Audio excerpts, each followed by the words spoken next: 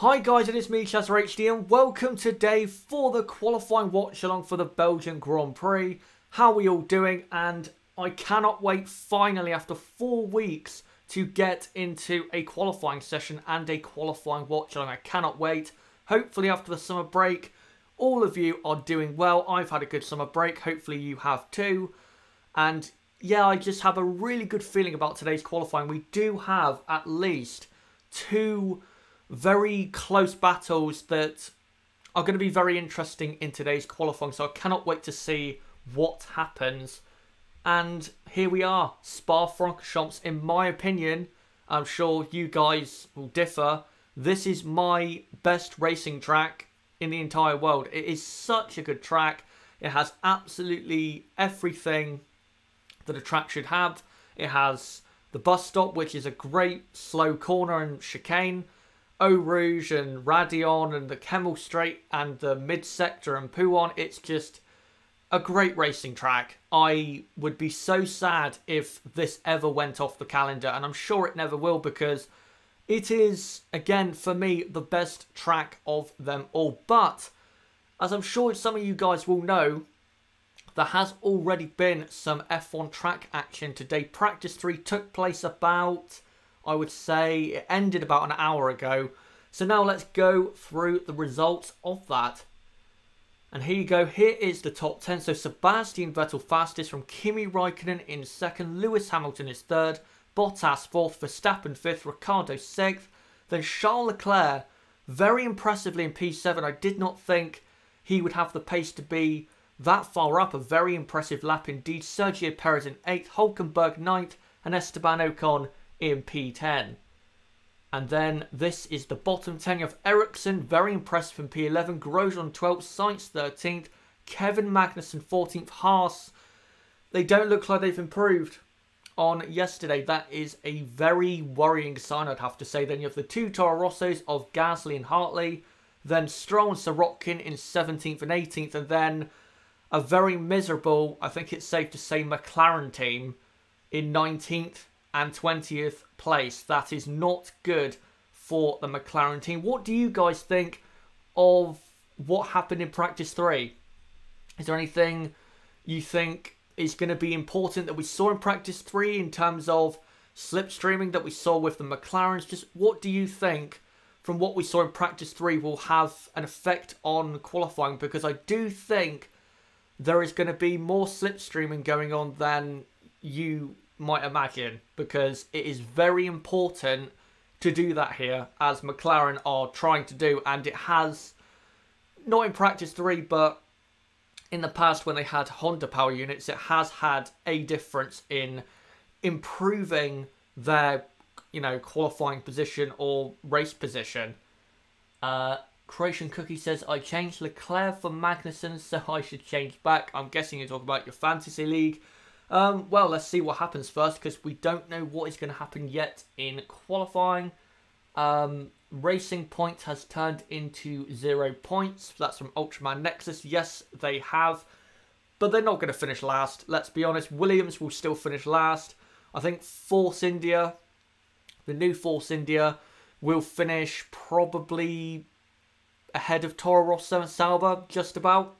They won't get close to McLaren, I don't think, but they definitely will not be last or below Sauber and Toro Rosso. I just do not see it. Legendary Snipers says, Spa is a great track, but it does make me sad that people say Abu Dhabi is a bad track for F1. Well, not to disagree, but it is. Abu Dhabi is a horrible track in my opinion, and I would get rid of it in a heartbeat for plenty of other tracks on the calendar. Ultraman Nexus says, wishing Kimi could win again at the Spa Grand Prix. In practice 2 and in practice 3, he does look like he has the pace to do so, but it's just in Q3 and in the race, can he, at the right moment, produce what is needed to get, pole position or the race win? That's what it's down to. And hopefully for Kimi, he actually produces that, because then I think he will win the Belgian Grand Prix. But in case you guys missed out on what happened yesterday in practice, let's just go through all the teams and basically how they did and how they're looking, I guess you could say, going into qualifying. So here, Mercedes first. Mercedes are not as far off Ferrari as I thought they would be. I don't think they have the fastest car. I don't think they do. But they're close enough to give Ferrari a scare. There is no doubt about it. But for Lewis Hamilton and his championship bid, it's not going to be great this weekend and in qualifying because Bottas, no matter what, is starting from the back of the grid. So there is nothing Hamilton can hope for from Valtteri in terms of holding up the Ferraris in the race or getting in between the Ferraris in qualifying. It's all down basically to Lewis Hamilton. Bottas is a non-factor, so it's between the top three, in my opinion, for pole position today. Next up is Ferrari, who they have the fastest car, but it's not as clear as I thought it would be. I thought they would have at least at this point a quarter of a second in their pocket, and it looks like they have about a tenth of a second. So it's going to be interesting to see if they can produce it in Q3. I do think they will, but you don't know. They might succumb to the pressure of Mercedes and Lewis Hamilton. We have to see if they can deliver on what should be for Ferrari, I think, a 1-2 in qualifying. It's not going to be a dominant 1-2, but they should get a 1-2. Sorry, just clearing my throat there. Let's move on to Red Bull. Red Bull are, I think it's safe to say, miles off the pace. They are nowhere near Mercedes and Ferrari. There's no chance of them getting close to pole position. They're at least, I would say, a second off the pace. That's basically, again, because the Renault power unit is not good enough. And that's why they are, at the very least, a second behind. And I think they'll be lucky to get within a second of Mercedes and Ferrari at the end of qualifying. That is just how slow Verstappen and Ricciardo's cars are. So sad to see that for Red Bull. But how do you guys, put in the chat, how do you guys think these top three teams are going to do in qualifying? Do you think Mercedes can get pole position with Lewis Hamilton and kind of snatch it away from Ferrari? Do you think it's Ferrari's to lose in terms of pole position? Do you think Kimi Raikkonen could get pole ahead of Sebastian Vettel for once? And what do you think Red Bull can do? Do you think Red Bull will be better than I'm saying? Do you think they'll be worse than I'm saying? Or do you think I am correct? Let's see what some of you guys think of what's going to happen in qualifying for those top three teams. When does Q1 start? Q1 will start in about 50 minutes time. Ultraman next says Ferrari might not get the pole, but they will win the Grand Prix.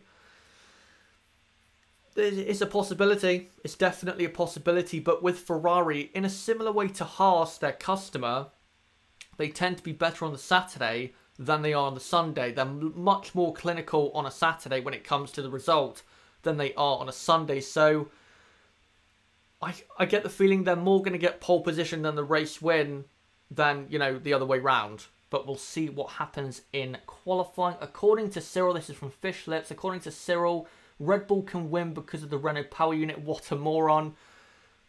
I think he's just playing games, you could say, or just having a moan at Red Bull. I'm not quite sure, but the Renault power unit is not good enough to win at tracks like this. It's not.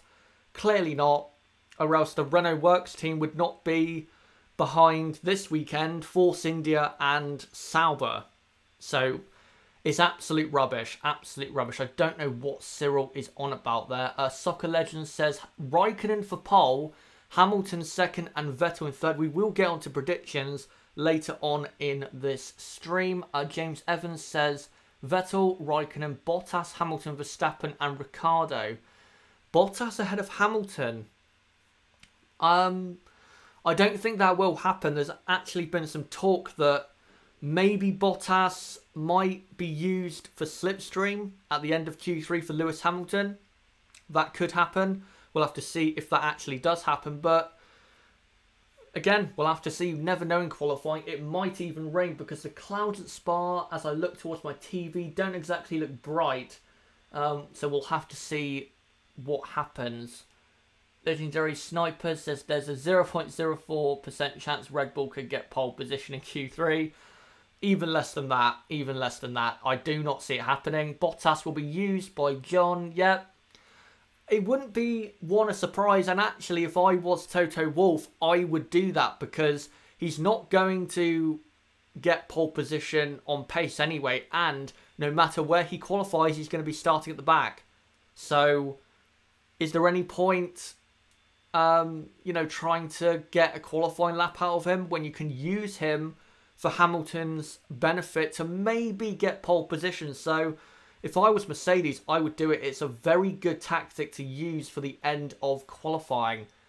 Ultraman Nexus, any prediction for Racing Point Force India? I will get onto them later because I do have some things to say about Force India and what they're going to do this weekend at the Belgian Grand Prix. But we'll move on from those top three teams and go into the heart of the midfield. And first off, McLaren.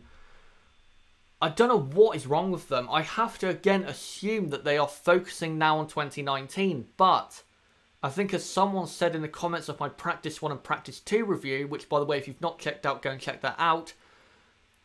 Even though they might be focusing on 2019, the car is still poor. So maybe, I don't even know what to think about McLaren anymore. They're just poor all around, even if they focus on 2018 or 2019. So it's not going to be good for McLaren in Q1. Sorry, I think both cars will go out in Q1. I think the car is that slow. I do not see, even with the slipstreaming they're going to do, I do not see how McLaren, with both cars, can get out of Q1. I do not see it because their car this weekend has been miserably slow. So I do not see how really it's possible. They are one of the slowest this weekend. That is so poor from a McLaren point of view. Next up is Renault.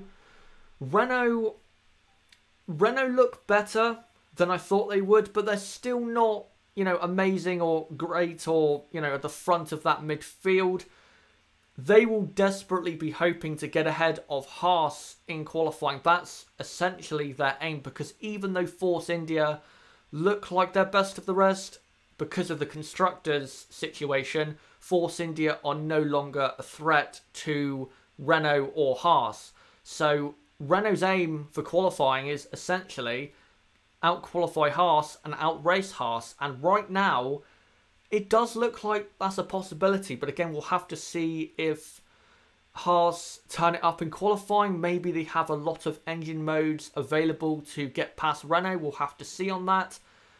But definitely looking better for Renault. I would not be surprised if one of their cars ended up 10th. Given what they've done in practice so far. So good there so far for Renault. Next up is Racing Point Force India, not Force India. And I have to say best of the rest. They are the best of the rest. Even though Charles Leclerc was in P7 in practice 3. Overall, I think the Force India car is better than the Sauber. It's just Leclerc is outperforming that car massively and doing very, very well. And I think the Force India, the Force India car, should be in Q3 with both cars. And you could argue locking out the fourth row. They are that quick this weekend and it's looking very good for them. And it's good to see this because the last few races before they were took over and the whole administration, they weren't bringing any upgrades and they weren't really any quick. Even though they were still scoring some good points, it was not looking good for Force India. And now it does look very good for them. This is the best they have been, I would say, since Monaco or Baku. That's how good it is looking for them so far. But out of those three teams, what do you guys think is going to happen for them in qualifying? Do you think McLaren can get out of Q1 with the slipstreaming they're going to do in Q1? Do you think Renault can get one car, even both cars, into the top 10 in Q3? And do you think Force India are best of the rest? Or do you think it's Sauber? Or do you think Renault are best of the rest? Put in the chat right now, who do you think is best of the rest? out of the midfield right now. I have to say again, it is Force India for me. John says, outside the top 3, the others are at a different level so far behind. It's true, and it's a very sad situation, but there's nothing that can be done about that. The top 3 with money and resources are just way ahead, and eventually when Renault get their act together in terms of being up towards a top team, it'll become a top 4 and then the rest. It's just the way things are going. McLaren in Q1 and Q2, so you think, I guess what Ultraman Nexus is saying there is that he thinks one McLaren will get into Q2 and one will be eliminated in Q1. With Alonso, as we know, he can produce an amazing performance, but I think the McLaren car is that slow this weekend. Croatian Cookie says Hulkenberg has a penalty. He's going to start with Bottas. That is correct, but I think even despite that, if he can get his car into the top 10, that is a very positive sign for Renault and Hulkenberg that they have made good progress over the summer break, because nobody, not me either, was expecting Renault to be this competitive at the Belgian Grand Prix. James Eric says McLaren seems like the slowest. I don't think they are the slowest. I think that's probably Williams, but I might be wrong. We'll have to see once we get into qualifying to see what happens in Q1. Williams needs to be dropped. They are as bad as always with their performance. That's from Legendary Snipers. I think they're going to be leaving F1 very soon. I think with Lawrence Stroll now having left and with Martini going at the end of 2018, I don't think it's long until Williams are going to go bust. And I made a video on that back in July. You can go and check that out on the channel. But I don't see how they're going to survive. I do not see it. Say Rugaris. Sorry if I butcher some of your names. I'm not great with names. It's Belgium. Anything can happen, as this is probably the most unpredictable track.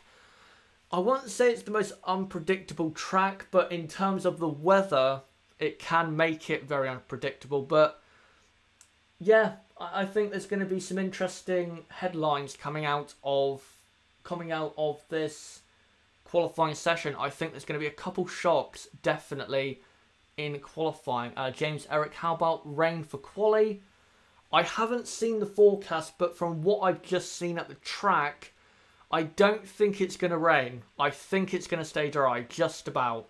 But I won't be surprised if it rains, because as we know, Spa is very unpredictable when it comes to the weather. But anyway, let's move on and go to the rest of the midfield. Williams. Is there anything really to say about Williams? They're just so poor. 17th and 18th in practice 3. And they're both going to be eliminated in Q1 without a doubt. Even though the track does suit their car's strengths, I do not see how they get out of Q1. I just do not see it. Toro Rosso, kind of similar. Their pace is not looking good. 15th and 16th in practice 3, and that is all down to Honda. They just do not have the power to fight with Ferrari, with Renault, you could argue, and Mercedes. That is basically why Toro Rosso are so low down, and I do not see anything better for Toro Rosso. I think the best position they could get is 14th. 13th, something like that. I do not see them getting anywhere near the top 10. Do not see that at all. Toro Rosso are struggling quite a lot, I'd say, with the pace of their car. Next up is Haas. Now, this is a very interesting team this weekend. Coming into this weekend, and I said it in my preview, which again, you can go and check that out on the channel, I thought they would clearly be best of the rest with, say, a quarter of a second gap to a Force India, a Sauber, a Renault, whoever is 5th fastest after them. But this weekend, they haven't had any pace. They have not had any pace in the car. And I think Gunther Steiner said it earlier during practice 3 on Sky F1 that they were struggling to find a setup. So they're just struggling this weekend to maybe get back into the groove. I don't know, maybe the low temperatures are not working for them because that did affect them in Baku, I believe. But they're not looking as quick as I thought they would. They're not looking as quick as I thought they would, and that's very disappointing so far. I must make sure I say that because in qualifying, you don't know, they might end up P7 and P8, and they might have been sandbagging all along. But so far, they do not look quick. They look like they're probably going to go out in P11 and 12 or P12 and P13.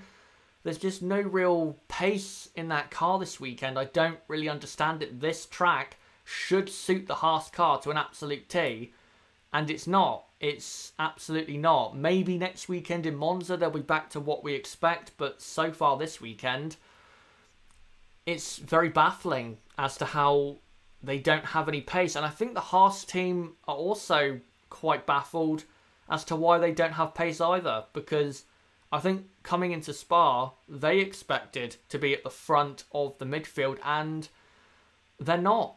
They're not. They look, maybe you could argue, half a second off the front of the midfield after what I've seen in practice. Again, if they're sandbagging, then maybe they can get right back up there again, but it just doesn't look that great for them. It does not look that good, and hopefully they can sort that out for qualifying. And finally is Sauber, who look like, to me, the best customer Ferrari team in the field. They look very, very good. Charles Leclerc in practice 3 in P7. That is very, very good. And if he can do that in qualifying, then he is just further proving why he is such a good driver and why eventually he will be in a Ferrari. And I think he will for 2020. I don't think he'll be in a Ferrari for 2019. I think Kimi Raikkonen has got that seat pretty much nailed down. But if he produces that in qualifying, then he's going to show us once again why he is such a special driver. Hasn't had the greatest last couple races in Germany and Hungary. Basically, Sauber, I'd say, since Silverstone, even though they scored points with Ericsson in Hockenheim, since the British Grand Prix, they haven't really been at it. But this weekend, they seem to have got back to where they were around Austria or Silverstone. They're back towards that level, and it's looking very good for Sauber. And I think Leclerc will get into Q3. Will Ericsson get into Q3? I don't think he will. I think he'll be 12th or 13th in Q2. But of course, if he produces a stunning lap, who knows? But guys, out of those 4 teams, what do you think is going to happen? Do you think Williams can get out of Q1 somehow? Do you think Toro Rosso can somehow be better than 15th and 16th like they were in practice 3?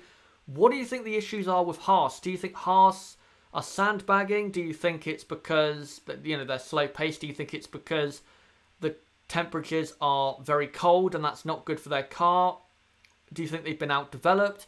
What do you think the issue with the Haas car has been so far this weekend? And where do you see Haas finishing up in qualifying? And where do you think Sauber, and most importantly Charles Leclerc, will end up in qualifying? Do you think Leclerc will end up in P7, P8, P9? Where do you think he will end up? I'm guessing he's going to end up in either P8 or P9. I think that is a good position to predict for him right now. But who knows, maybe he can get P7. Let's see what some of you guys are saying in the chat.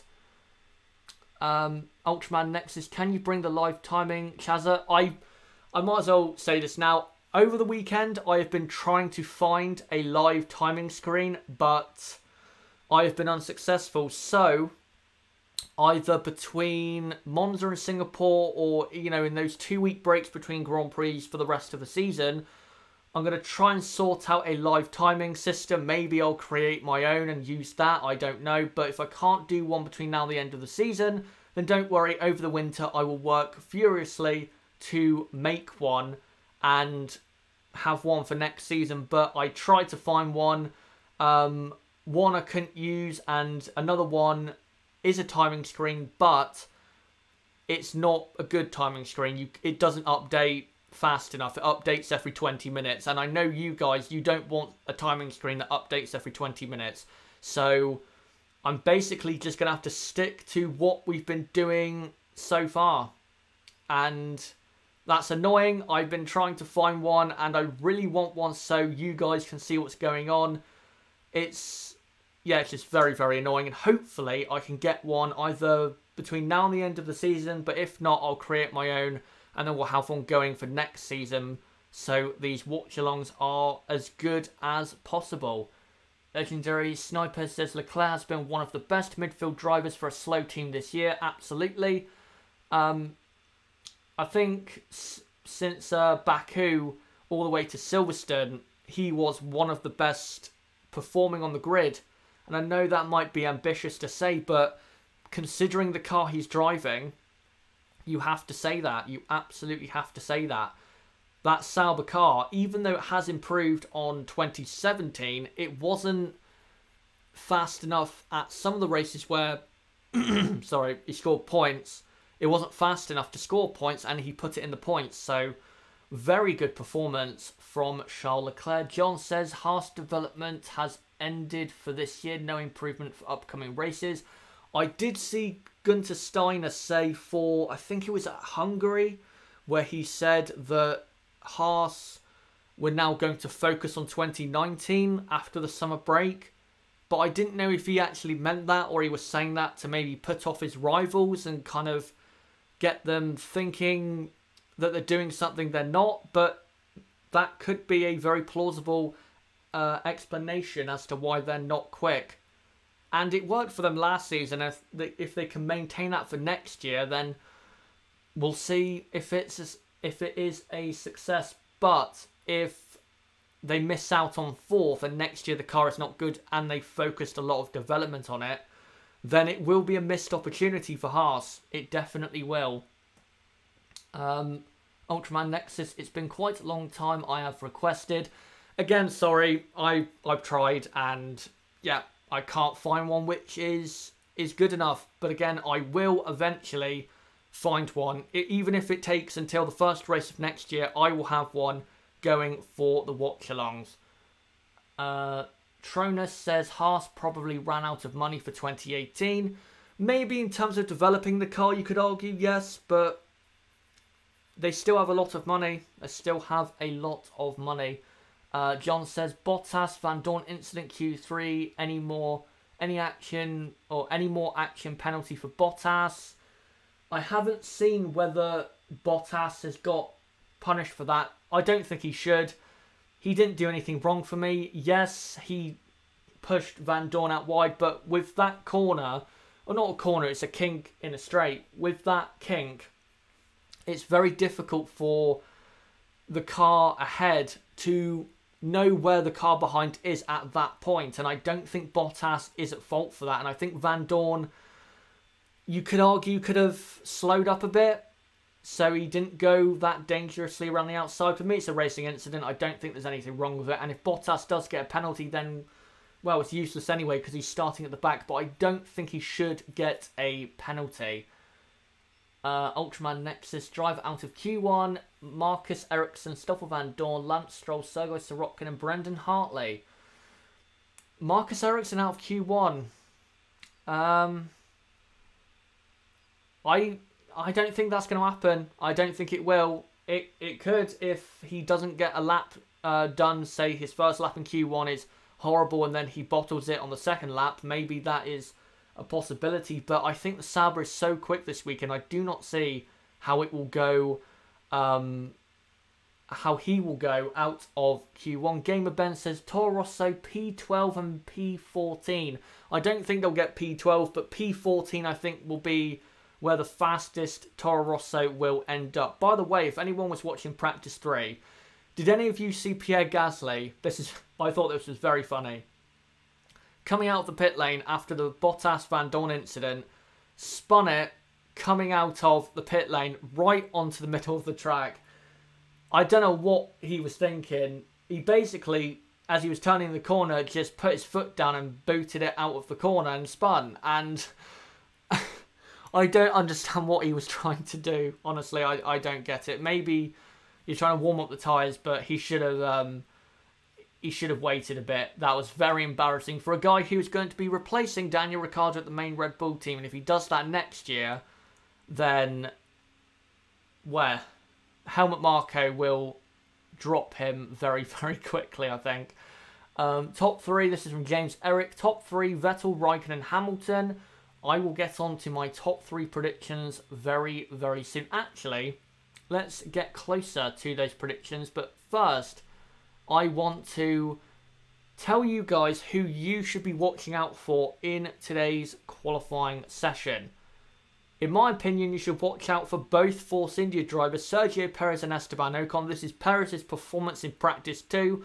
Force India have had, in my opinion, the fastest midfield car this weekend. They've put loads of upgrades on the car. It's clear to see that. And as Perez said, I think after Friday, that Friday was their best Friday practice day of the season so far. And I think that's clear evidence that Force India have made a lot of progress and that the pace of the car, say from Baku, has returned. As you can see there, P7, and that 144.6 was not far off Daniel Ricciardo. I think it was 2 or 3 tenths off. So Perez, not that far off the Red Bull, so who knows, maybe he can cause a surprise there.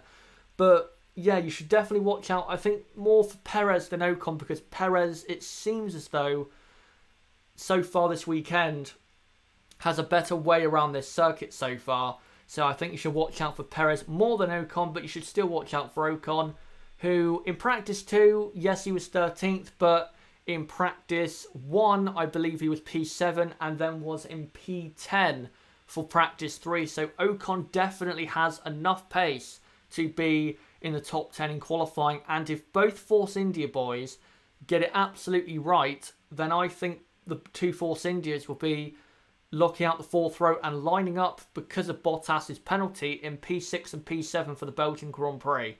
They really should be. Their car is that quick, and they've always been quick at Spa. So it's not a massive surprise, but it's a bit of a surprise that they jumped forward so quickly with the upgrades they brought. But it's good to see. It's good to see Force India back where I think they deserve to be. Let's remember last year they were 4th in the Constructors' Championship. Were quite dominant in that 4th in the Constructors, and it seems as though they're back at that kind of performance level. So that is good to see. But what do you guys in the chat think is going to happen with Force India? Do you think Force India are best of the rest? Do you think Perez or Ocon can get close to the 2 Red Bulls maybe? Because we know that the Red Bulls are struggling in a straight line despite a very skinny rear wing. And yeah, what do you think Force India are going to do at this weekend's Grand Prix, I guess, in qualifying and also the race? I think you definitely have to watch out for these 2 Force Indias. They are very, very dangerous for this Grand Prix. P6 and P8 from Game Ben. John says Ocon driving for what team next year? I said in my driver lineup prediction video, I think I said Ocon to McLaren. And it looks as though that's what's going to happen, because there has been a lot of rumours that Ocon's going to replace Van Dorn for the Italian Grand Prix next weekend at McLaren. So that's very interesting. And yeah, I think Ocon, if he does leave Force India, which I think he will, because I think Lance Stroll is a guarantee to be in that car latest at the start of next season, then I think he will be going for McLaren. Croatian Cookie, we need to watch out for last name. He will dominate all qualifying. Ultraman Nexus, McLaren. Just looking at the chat here. Legendary Sniper says there's high chance that Force India could pass Red Bull in the race.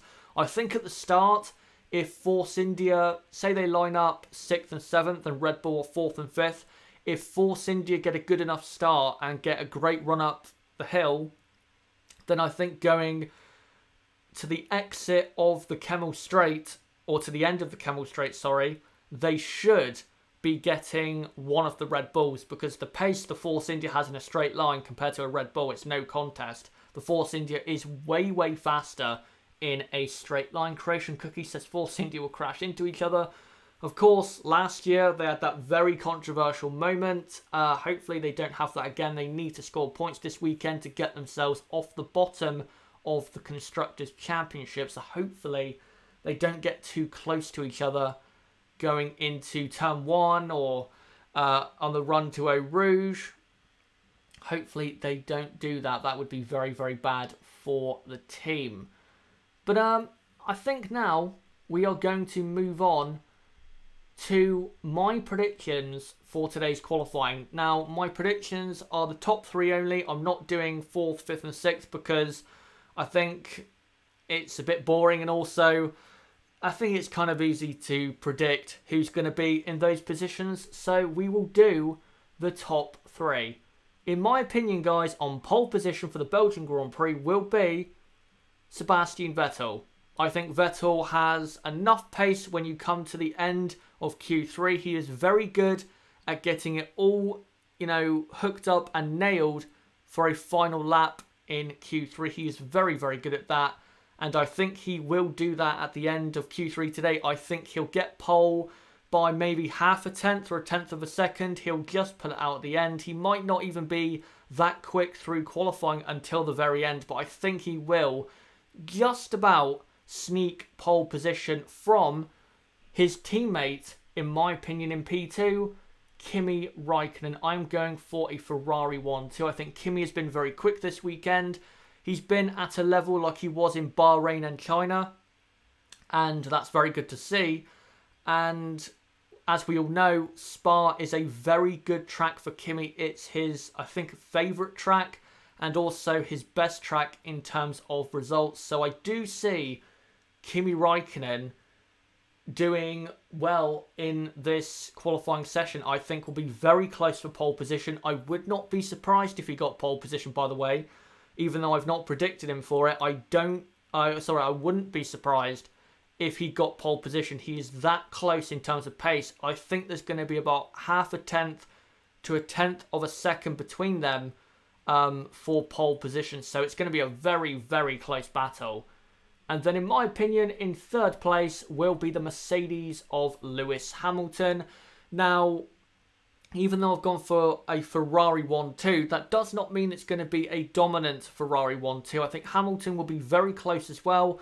I don't think the Mercedes has enough pace to be ahead of the 2 Ferraris at the end of qualifying. I just don't see it.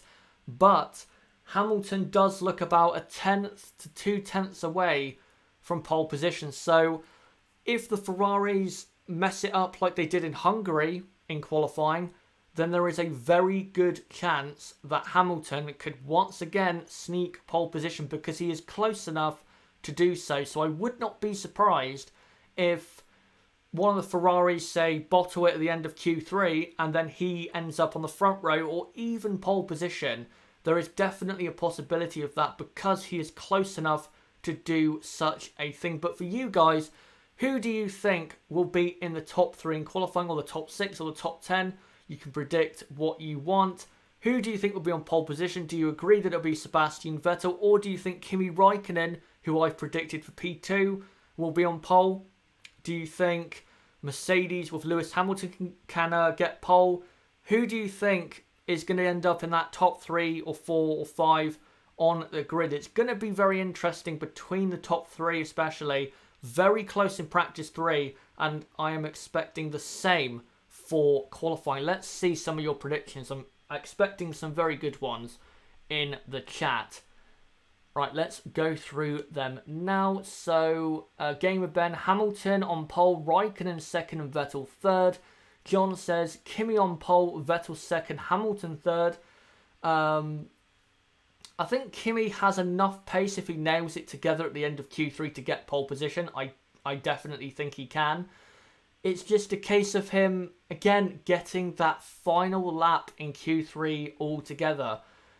If he can do it, then I think he has a great chance of pole position. But as we've seen over so many qualifying sessions this year, he just has not hooked it up when it has mattered. Bottas, this is from Ultraman Next, says Bottas on pole, Hamilton 2nd, Vettel 3rd, Raikkonen 4th. So I'm guessing you think Mercedes have maybe been sandbagging in practice. we'll have to see what happens on that front. Say Rugara says Hamilton pole, Vettel second, Raikkonen third. A lot of you saying Hamilton on pole, so that's quite interesting. I disagree, but he's close enough, as I said, to get that. So it wouldn't be a massive surprise if he got on pole position, because he is at most 0.2 of a second away. John, Kimi finally keeps it together. Hopefully he does. Hopefully he does. He really needs to if he wants to get a pole position or a race win. Legendary Sniper says Hamilton on pole, Raikkonen second, Vettel third. A lot of you going Raikkonen ahead of Vettel, which is interesting. A lot of you, I'm guessing, thinking that Raikkonen will finally get that Q3 lap hooked up and will, you know, get it all finished and done without making any mistakes. Because, for example, in France, you had that whole mess with Kevin Magnussen. He had that mess with, I think, in Canada, he destroyed his qualifying after 3 corners on his final lap in Q3. In Germany, he went wide twice, which cost him, I think, a front row start. He has had plenty of chances to get good qualifying positions. Also, as well, Baku, he has had plenty of chances to get pole position this year and good qualifying positions. But again, when it comes to that final lap in Q3, he just has not produced it. Ultraman Nexus, Chaza, did Lawrence Stroll own the Prima team? I don't know. I don't know if he does or not. I'll have to research that to see if he does. Hamilton really knows how to make a great qualifying lap, so I think he will put it out. That's from Say Rugara. He does. He is very good in qualifying, as we all know. I think he's a better qualifying driver than Kimi and Sebastian, but I'm not sure he has enough of a car to get that. So yeah, we'll see on that front. Race win for Kimi will not happen unless Vettel is out or far off the pace. I think I said this in my practice review when someone asked, will Kimi win the Grand Prix? The only way that Kimi can win the race is if he is leading and his teammate is not behind him. It has to be Hamilton or Bottas or Verstappen or Ricciardo, because if Sebastian is behind and within 2 seconds behind, Ferrari are going to tell Kimi to let Sebastian through. But if Sebastian is not behind him, then I think Kimi will be allowed and will go on to win a race. So a lot of circumstances and a lot of things need to go his way if he is going to win a Grand Prix this year. No rain, that's from Lucas. Looking at the screen, I don't think there is going to be any rain. It looks pretty sunny, but I will say it is very cold at the track. It's not very summer-like, considering it is August. So that might play a big factor with heating up the tyres for your final qualifying run in Q1, Q2 and Q3. James Eric, do you think Racing Point Force India is going to change the name again just to Racing Point F1? I think it's a stupid name. It is a stupid name. They're going to change it again. It will not be Racing Point, I don't think, or Force India. I wouldn't be surprised if it's Stroll Racing or something like that. I do not see it being Racing Point or Force India. I think Racing Point, they just made it up on the fly just to get an entry. I don't think they actually thought that one through. They just thought, right, let's just put 2 generic words together and go racing. No pun intended. Legendary Sniper says Lewis might use party mode for his final Q3 lap. They all do, except the... I think the Renault-powered cars now do have a party mode, but they all do at the end of qualifying now, so that will definitely be happening. Just looking through the chat now. Who do you think, this is from Lucas, who do you think is going to drive against Sainz at McLaren? I think now that Sainz has gone to McLaren and that Pierre Gasly has left Toro Rosso, or is going to leave Toro Rosso, sorry, to go to Red Bull, I think it will be Lando Norris going to Toro Rosso and it will be Esteban Ocon at McLaren. I don't think McLaren, not that they don't think highly of Lando, but they have a situation with Toro Rosso right now where they're trying to prize away James Key, and they're going to have to make a decision whether it's going to be Norris or Key. In my opinion, they should do a swap deal and, you know, let Lando go to Toro Rosso and bring James Key in, because even though, and I said this yesterday, even though Lando is a good driver, if the car is still bad like it is, then he's not going to do anything really noteworthy in the McLaren.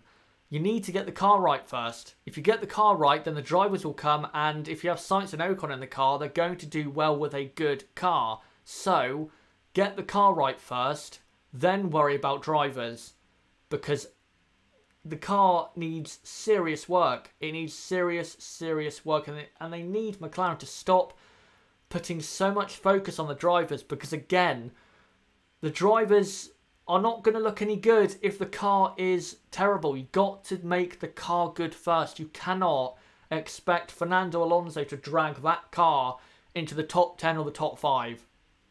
Get the car right first, and everything else will follow suit. Say Rugara says fourth Canada. Maybe. Lucas says, I see Ocon going to Williams. I think it will be George Russell and Sergei Sorokin at Williams, but that could change. Of course, Ocon is a Mercedes driver, so that might be what is going to happen. Ocon going to Williams. Ultraman Nexus, Stroll doesn't learn anything unlike Leclerc did. I don't think Stroll is on Leclerc's level. I don't think he's on his talent level. I think Stroll, I'll say this again, and I know people will criticise me, Lance Stroll, in my opinion, is not good enough to be in F1. I haven't seen evidence that he's good enough to be in F1, sorry. That doesn't mean he's a bad racing driver. He's a good racing driver. If you're going to get into F1, you have to be good. But he's not good by F1 standards. So for me, he is not good enough to be in this sport. Gamer Ben, imagine that the top drivers did not get out for the first run in Q3 and the lower drivers did, and then it started raining and the top teams could not do their laps. That did happen once. I'm trying to think. Malaysia, I think it was one year, 2011 or 2010, that happened once where it wasn't dry, but it was like intermediate conditions at the start of qualifying, and more of the top teams thought it was gonna, dry out, and then when they went out, the rain got heavier, and I think Alonso, Massa, Button, and Hamilton all went out in Q1. So it has happened before, but I don't think it's going to rain. I think it is going to abate for now. John says Stroll sucks as an F1 driver. As an F1 driver, I'll agree, but as a racing driver, he is good, but just, again, not by F1 standards. Say Rugara, where would you rank Fernando Alonso among the all-time greats? For me, he is in 9th in my illustrious top 10. Yeah, I think that's a right position for him to be. He does have championships he should have won. I think he was unlucky to win, for example, 2012. I do think he's a better driver overall so far in history than Sebastian Vettel, but that could change if Vettel goes on and wins, say, a couple more titles. Yeah, I'll go 9th in my all-time top 10 and all-time list overall. Legendary Sniper says, my top 5 tracks for Mercedes are Australia, Silverstone, Japan, USA, Baku. You say that about Silverstone and Baku, but look at Silverstone and Baku and what actually happened. Hamilton only just got pole position and Ferrari had the faster race car. And in Baku, Ferrari had the faster car. So I disagree on those two, but Australia for sure. And Japan and USA, I'm not sure. I'm not sure they will have the best car there. I'm not sure they will. They could, but we'll have to see once we get to those races later in the season. Gamer Ben, where is Hamilton in all-time greats? I have him in 6th, I think. Do I have him in 6th? Yeah, 6th. I have him in 6th, just behind Niki Lauda and Jim Clark. If he wins the title this year, then I would probably put Hamilton into my top 5 or in my top 4 ahead of Lauda and Clark. So we'll see if he can do that. Hamilton in top 4, in my opinion. That's from Simon Cragland. Again, if he wins the title this year, then in my list, I would put him into the top 4. John says if Alonso would have had won a championship with Ferrari, he would be rated higher. If he won the title in 2012, I'd probably put him 6th or 7th. Something like that. James Eric, who do you think will win the championship? I think it will be Lewis Hamilton and Ferrari, who will win both championships. So Lewis Hamilton, I think, will win the drivers, because I don't think Vettel and Ferrari collectively can get the job done. But I do think Ferrari will win the constructors, because they have just enough pace to do so. As I look back at the screen, it is very sunny at Spa right now, so it does not look like it's going to rain at all. Simon Cragland, do you think both Saubers will enter in Q3? I think so, actually. I think one of them will. I don't think both of them will, though. By the way, qualifying, guys, starts in 8 minutes. So I'll cut away from this screen for a minute so you guys can get your eyes on something different. There you go. A Mercedes going through Eau Rouge and Radion. For me, it looks quite nice. I think you're talking about Max's new helmet. I haven't really noticed, to be honest. I'll have to keep an eye out for that. I haven't really noticed his different helmet design. Seirugara says, if Vettel wins another championship, where would you put him? I'd probably put him 7th or 8th. I wouldn't go any further than 7th. I wouldn't go any further than that. I think he needs to win. If he wants to get into the top 5 in my list, he would have to win 2 more. And then I'd put him 5th, and say if Hamilton wins 1 more, then it'd be Hamilton 4th and Vettel 5th. But we'll see what he does going forward, whether he can win the championship this year, 2019, 2020. Simon Cragland asks, do you think Ricciardo moves because he is afraid of Verstappen? I don't think he's afraid of him. I just think he wants to move because he sees that Renault are making very good progress, which they are. It's clear to see that. There's plenty of evidence to see that. And it's also clear that Red Bull are building the team around Max Verstappen. It's pretty clear to see that, because if they weren't, then I think Carlos Sainz would have been in that car alongside Verstappen, not Pierre Gasly. So, yeah. Simon Cragland, and do you think Ricciardo will beat Vettel if they were teammates? That's difficult to say. That is very difficult to say. I would like to see them race again as teammates. We'll never get to see it, because I think Vettel will be at Ferrari for the rest of his career, and I think Ricciardo will never get the chance to drive there. I can't answer that. It's very hard to answer that. John says Renault is building for 2021. Yeah, that's the thing, though, also, that's come out of this weekend, is apparently now 2021 and that whole engine rule change is not going to happen. And I agree. I agree with that, because no new manufacturers or sponsors or teams are going to come into the sport. So what is the point in changing the regulations for people that aren't going to exist within the sport of F1? There's no point. It's just a waste of time and money. And it looks like the next major change will be 2023, I think Christian Horner said. So, yeah, that sounds about right, I think. And, you know, let's give Liberty Media a couple more years to try and figure out what the best regulations are for the sport. Just looking, James Eric, do you think Renault will win a race next year? I don't think they will, but I think 2020 they probably will if they keep making progress. Ultraman Nexus, what if Hamilton joins Ferrari alongside Vettel? That's never going to happen. Lucas, who do you think is going to drive with Sirotkin at Williams? I think George Russell.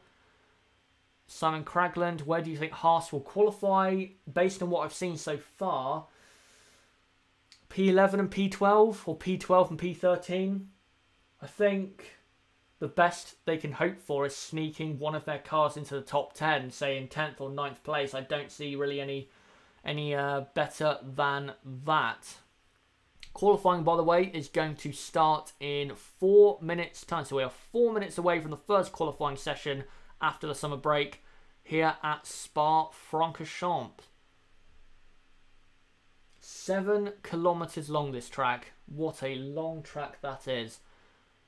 Gamer Ben, who do you want to win the championship out of Hamilton and Vettel? I don't care. I don't care who wins it. As long as it goes down to the final race and it is thrilling and exciting, I do not care who wins the title. I could not care any less. Just watching the intro. Lucas, German TV still adds. Ultraman Nexus, well, that will if Hamilton leave Mercedes. If Hamilton leaves Mercedes, that will be his retirement. I don't think he's ever going to drive for another team. If Gasly was Lewis's teammate at Mercedes for 2020, I would be surprised. That's a very... I'm going to be honest, that's a very, very bold claim you've just made there. What if you had to choose one? I'm not going to choose one. I'm not going to choose one. I don't care. I do not care who wins the title. As long as it's a thrilling, exciting battle. If you're a neutral, or if you're a fan of someone who isn't in the championship battle, I don't think you'll really care. Simon Cragland, McLaren is a difficult environment to be in, and that's probably also one of the reasons why Van Dorn has struggled, and he could do a Magnussen turnaround and be good for another team. If he goes for Toro Rosso in 2019, maybe he could, but I'm not sure he's going to stay in F1. I'm not sure he will. John says, what team will win a race outside the top 3 within the next few years? My opinion, no team. I don't think that's correct. I think there will be 1 or 2. I think Renault will be the next one. I think they'll win a race between now and 2021, most likely in 2020. Risk of raining is 90%. That's from Ultraman Nexus, as Juan Pablo Montoya is in the McLaren garage. Lucas, who is better, Hulkenberg or Magnussen? I think Hulkenberg.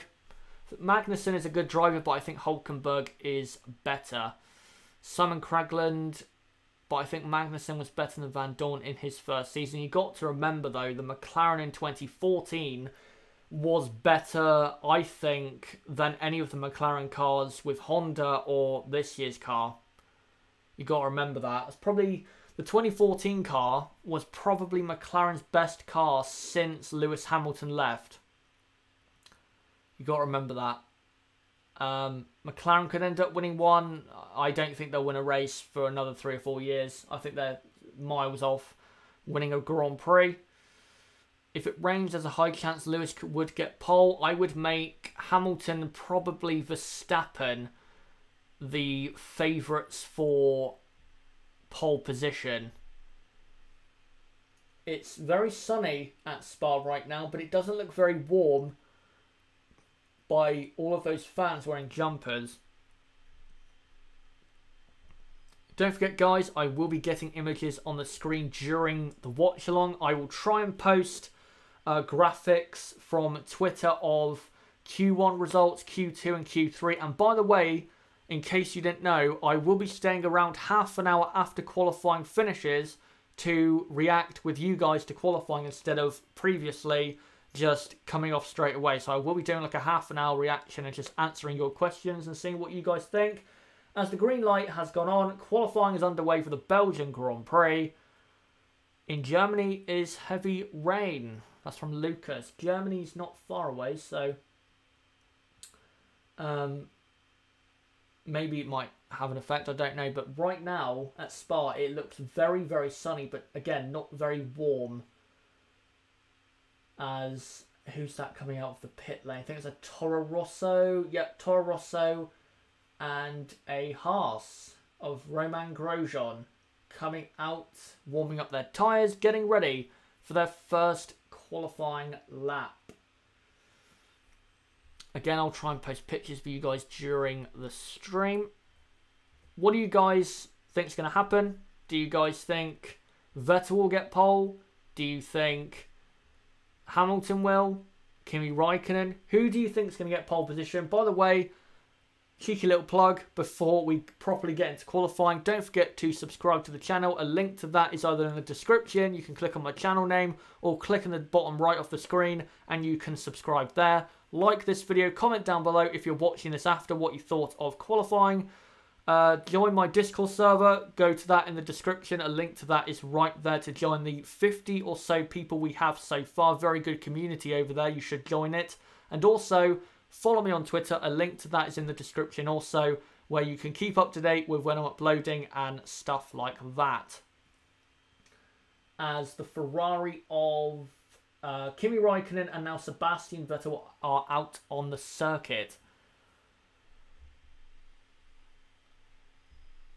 As Vettel is now coming through, starting the second sector, warming his tyres up. I'm about to post an image of, I've just seen, I think, that new Verstappen helmet. Whoever said, I think it was Ultraman Nexus, I've just seen it. It does look very nice. That's actually a very nice looking helmet.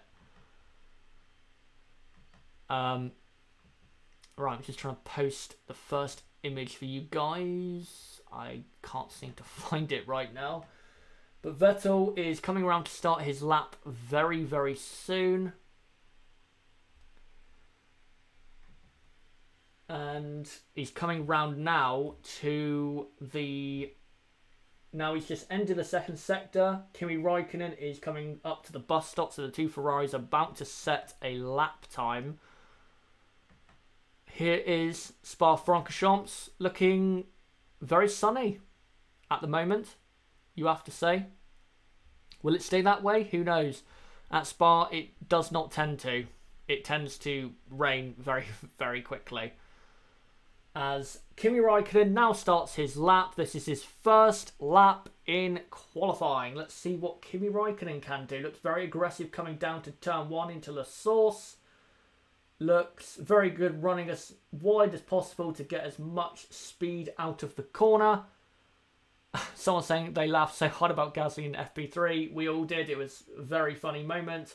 Through Radion to the Kemmel Straight. Kimi Raikkonen is now going to end the first sector with a 30.3 in the first sector. Very fast indeed. And now is coming through the middle sector, coming through to turn 8. Very long corner. You have to get that right. If you don't, then your whole qualifying lap is going to be spoiled. Now he's coming up to P1. Let's see the speed he can carry into that corner. It looks fast, but it doesn't look like he's on the absolute edge of what he can do yet. It looks like he's holding back some. As Lewis Hamilton is coming through now Blanchimont. He's coming up to the bus stop chicane to set his first lap time of the day. Kimi Raikkonen very fast in the middle sector, faster than Lewis Hamilton in the middle sector. Here comes Lewis Hamilton up to the line. DRS is open and he does a 1 minute 43.5. That is the same lap time I think he did in practice too. So not very fast at the moment from Lewis Hamilton, but you've got to remember that's only the first lap of qualifying. Kimi Raikkonen, wow, a second faster, 1:42.5. That is very, very quick. Straight out of the box, a second faster. Kimi does look like he's on a mission this weekend, and that's good to see. Back to the old Kimi, the 2005 Kimi. The best version of him. Vettel has gone second, half a second off Kimi, so that lap was very, very good. 43.0 indeed from Sebastian Vettel. So the order at the moment, I'm going to read it out actually once all the people have set a lap time, because we only have about 11 people that have set a lap time and not all of them are competitive. So I'll give it a couple minutes to see all of them come through and actually set a competitive lap time. Max Verstappen is warming up for a lap now. He's coming up to Blanchimont. Image of Verstappen helmet, please. Let me just find that for you. I think this is Verstappen's helmet. It's not a fully round, or you can't see the entire helmet, but it kind of reminds me of, let me just look. Yep, that is Max's helmet. It kind of reminds me of Michael Schumacher. Here you go. It does have a very Michael Schumacher-esque look to it, if you know what I mean. Very nice looking helmet. As Max Verstappen is now coming through to... He's now on the Kemmel Straight, coming to the end of the first sector. It's going to be miles slower. Is 141 possible? Yep, it definitely is. They'll get way into the 141s. They might even get close to a 140. Max Verstappen coming through to turn 8. Does it nicely enough. Runs a bit wide on the curb. Turn 9. And he's now coming up to Pouon. Ben McCarthy, are you annoyed with Pirelli tyre choices again this weekend? Last year they brought the Ultras. I am. They're not soft enough. Just bring the Hyper Soft and the Ultra Soft and the Super Soft to every race. I don't see why they're not doing this. The tyres are too hard. It's clear to see that. I don't get why they're just not bringing, you know, the tyres that should be brought. As Max Verstappen, as he comes through the middle sector, only half a second down on Kimi Raikkonen, but now has to go through the third sector, which is very bad for the Red Bull because it's all about straight line speed. As he now comes up to the bus stop chicane. Looking all good. Looking very good aerodynamically. Opens the DRS, crosses the line and goes third ahead of Lewis Hamilton. 3/10 ahead of Lewis Hamilton. Gamer Ben, have you got the new F1 game? Yes, I do. I was playing it last night. And it's good, but there are a lot of issues which I still am very annoyed about. As Lewis Hamilton locks up going into the source, and that blows a lap on the soft tyres. 3-stop races would really work. We had that in 2012 and 2013, and the races back then were way better. Last name versus last name is back. James Evans, tyres next year are only going to be soft, medium, hard. Confirmed. I did see that. That is good in terms of simplifying the names, but they need to make them really soft because it's this one-stop racing. I don't like it. I do not like it at all. Do you play on a wheel? Nope, I don't. I play on a pad. As Carlos Sainz goes through the first sector, half a second down on Kimi Raikkonen. Not too bad there from the Renault. Just waiting for everyone to complete a lap before I read out who is in what position, because we still have 3 drivers not completing a lap. Carlos Sainz coming up to Pouon.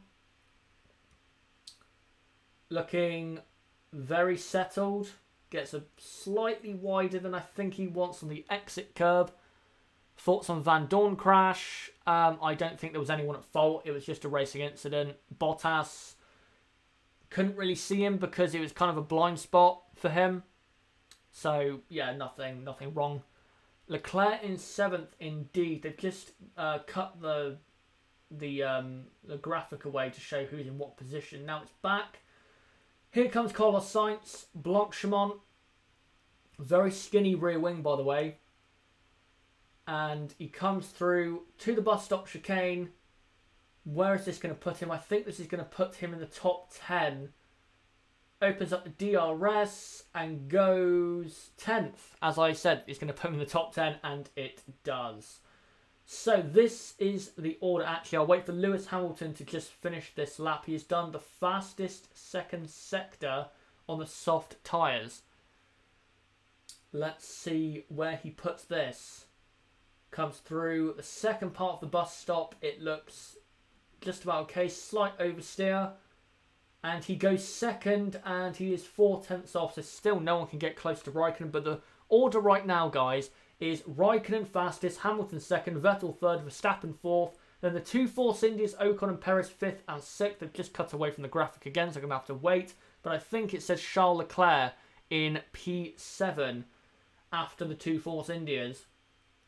Yep, it is. Then Hulkenberg is 8th, Grosjean 9th, Sainz is 10th, Magnussen 11th, Ricciardo's only 12th, but is on the super soft tyres and is doing a lap right now. He is going to get out of that position. Gasly 13th, Hartley 14th, Ericsson 15th, Alonso 16th, Van Dorn 17th, and then the two Williams were strong. So Rotkin and Bottas is last of all, and I don't think Bottas is going to be coming out for a lap. I think he's just going to stay in the pits. So it is between, I would say, the Toro Rossos, the McLarens, and the Williamses as to who is going out in Q1. Currently out in Q1 is Bottas, the two McLarens, and the two Williams. As Ricciardo comes through to the finish line, where's he going to go? Only 10th on the super soft tyre. I will say, Ricciardo this weekend has been very slow. I don't know if there's some kind of issue with his power unit, but he's been miles off Verstappen this weekend. Miles off. Only P10.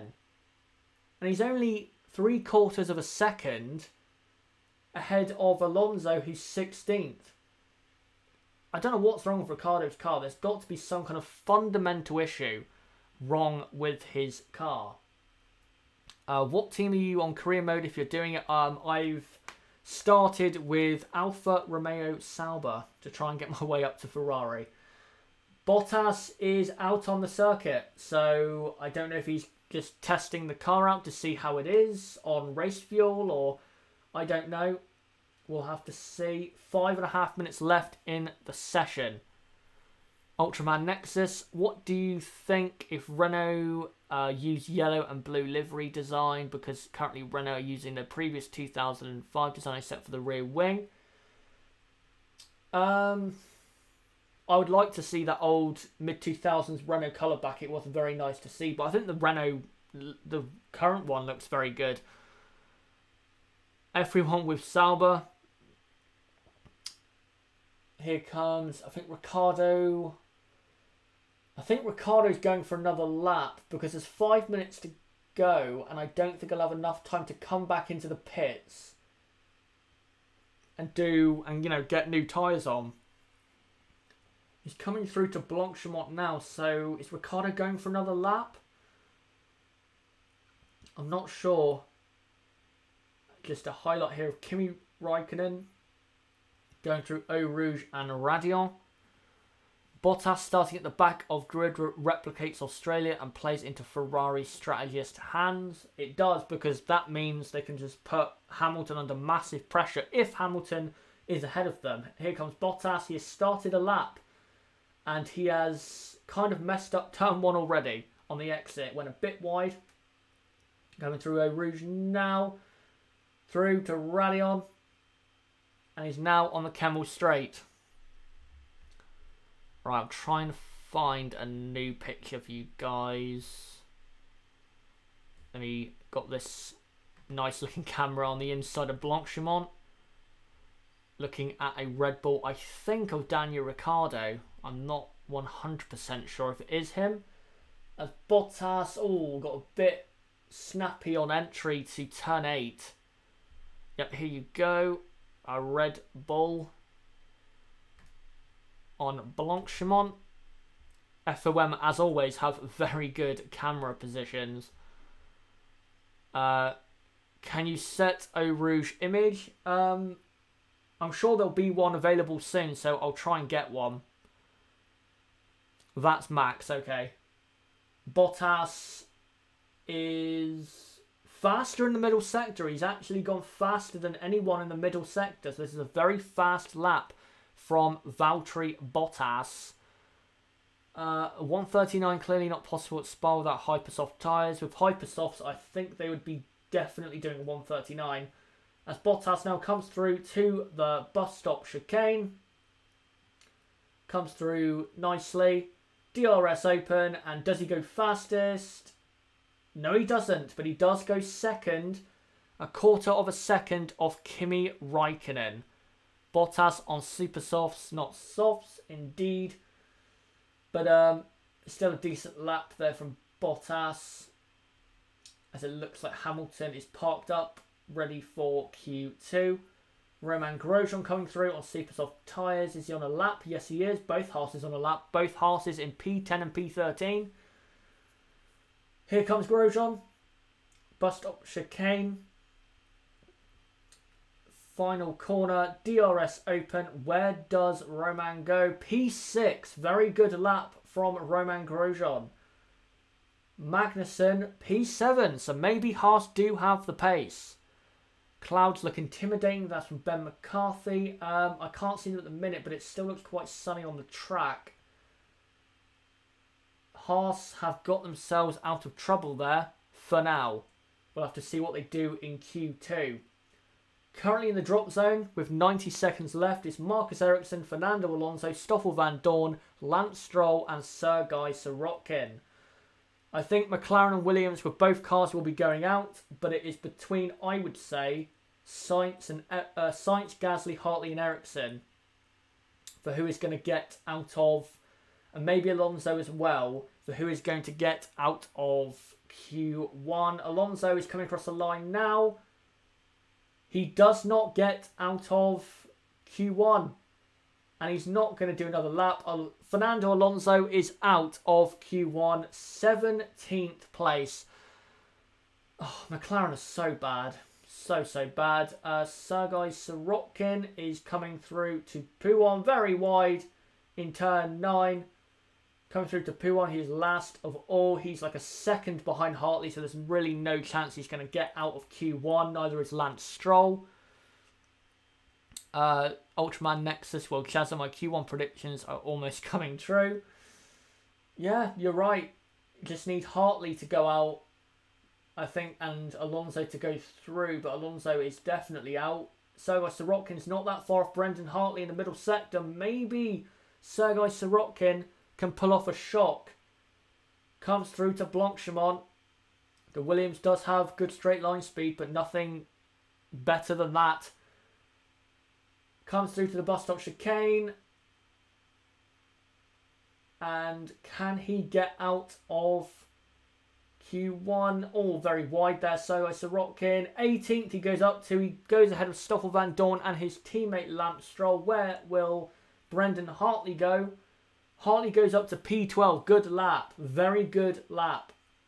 Lance Stroll, 19th. He's been out-qualified by Sorokin again. Further proof that Sergei Sorokin is better than Lance Stroll, in my opinion. Charles Leclerc is coming to the bus stop chicane. He is in P10 right now, so he doesn't need to really worry. But he's going to set a lap time anyway, just to get some confidence going. Where will he go? P7, very good lap. Carlos Sainz stays 14th. Pierre Gasly goes 13th. And where's Van Dorn? Van Dorn is setting personal bests. I don't think that's enough, though, to get out of... No, it's not. Van Dorn...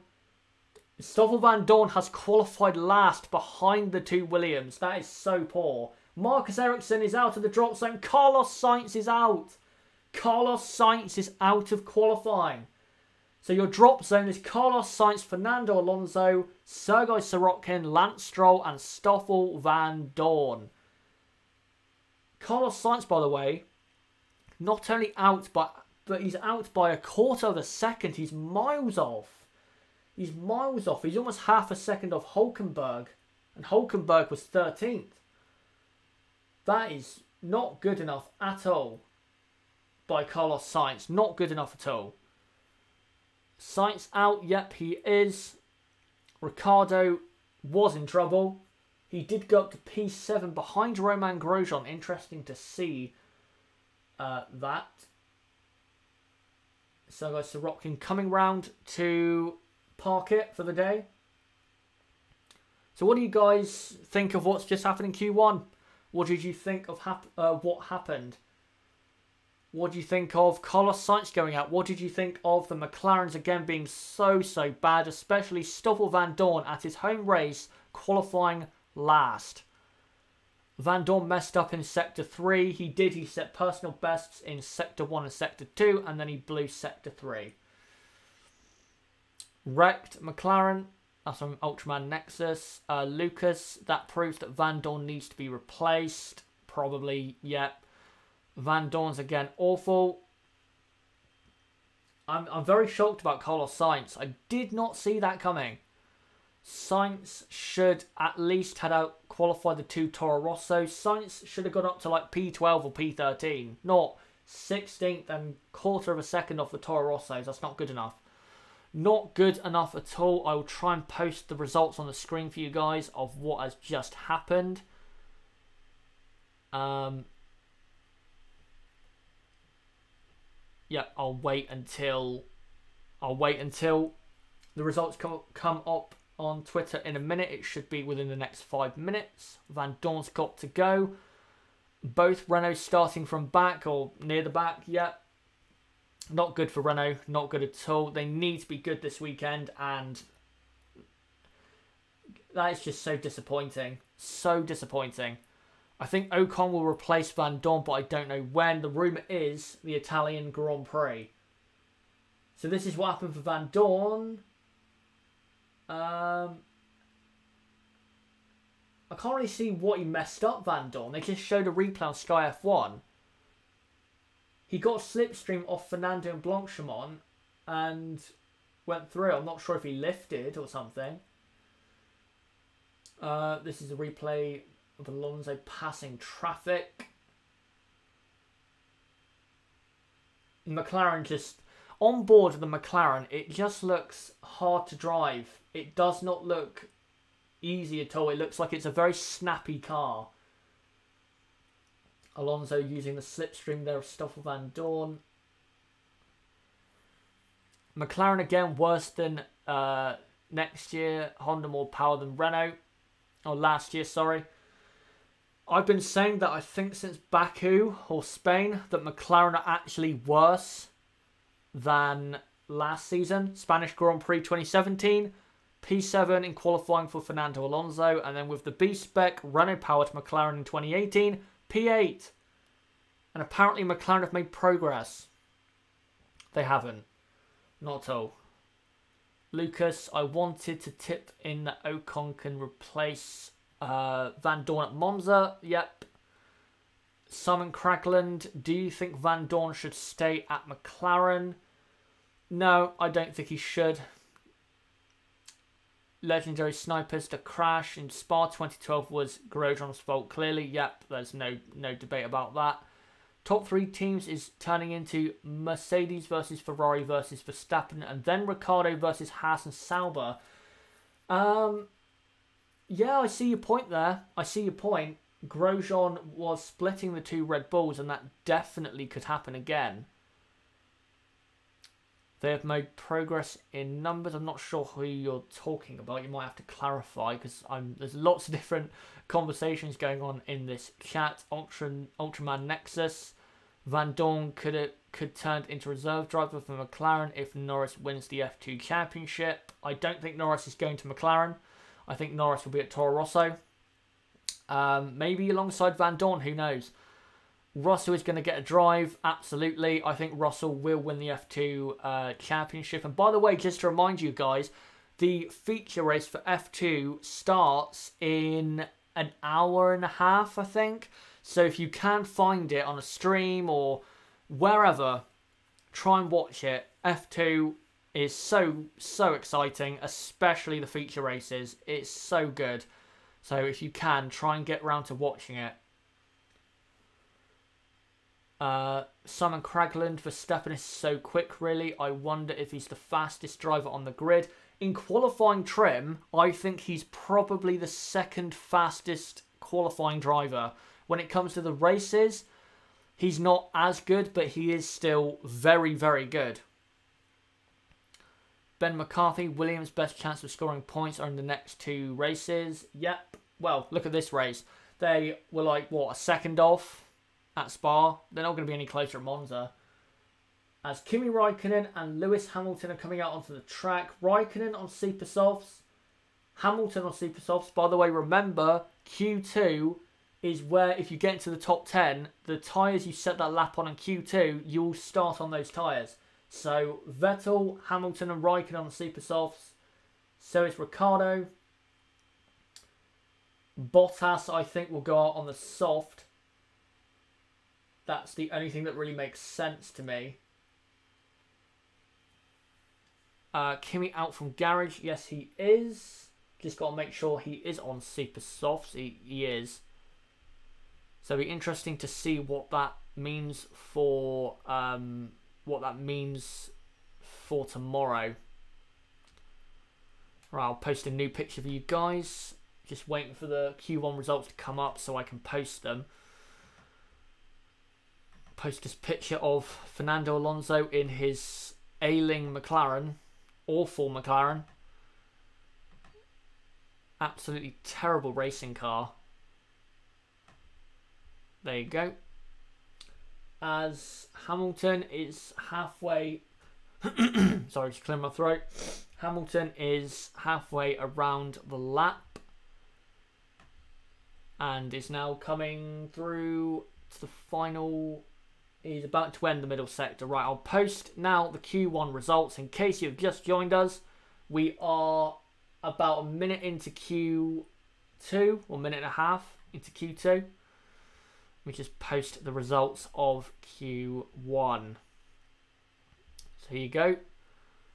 That is Q1. Let me just enlarge that. So there you go.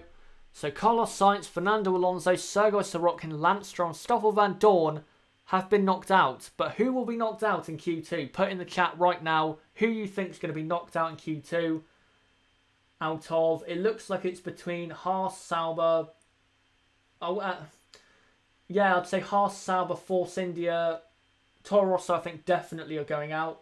So I think Haas, Sauber, and the Renault of Hulkenberg and Force India. As Kimi Raikkonen is now coming through to the end of the first sector. What is his time?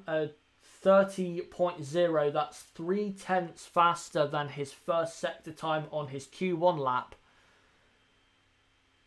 Clouds look dark after Les Combes. It does look a lot darker now, so maybe that might mean some rain. That's not good news for Ferrari. If you watched Hungary, you'll know what I mean. That Ferrari looks so good right now. Oh, that looks so good there from Puon. Vettel has set a faster first sector, by the way. Kimi is coming through now to the end of the middle sector. He's going to come through Stabilo. 1 minute 13.4 in the middle sector. Magnussen, Ericsson, Gasly and Hartley will be knocked out. Okay, and, well, we've got one more as well to be knocked out from that as well. Hamilton has set a faster middle sector, so I think it's clear evidence that the Mercedes is better in the corners, but the Ferrari down the straights is just too fast. Here comes Kimi. 1:41.6. That is a very fast lap time. I think that's a second faster than he went in Q. As Hamilton, a 10th off or 2/10 off. Vettel, half a second off in third. Ricciardo, 1.5 seconds off in fourth. Kimi Raikkonen, a 1:41.6. He looks bang on the favourite for pole position right now. This is Sebastian Vettel's on board. Mistake at Stabilo, gone wide. That cost him a lot of time. He maybe would have gone P2 with that if he had not made that mistake. Max Verstappen looking up into La Source. I think Stroll's father is going to fire him. It didn't really affect massively Verstappen's corner though, that lock-up. This is, oh, Leclerc losing the back end a lot. He's throwing that Sauber around. That's not what you want to do. Here comes Verstappen. Oh, Verstappen has set a lap time. He has gone P4. P4. He is about a second off the pace. So just waiting for Ocon, Hulkenberg and Bottas to set a lap time. If they do set a lap time, by the way. Right, I'll read it out now in case Bottas and Hulkenberg do not set a lap. So, right now, with 9.5 minutes left in Q2, Kimi Raikkonen is fastest from Lewis Hamilton second, Sebastian Vettel third, then it's Verstappen fourth, Ricciardo fifth, Grosjean sixth, Magnussen seventh, Perez eighth, Ocon ninth. Haas have finally found their pace.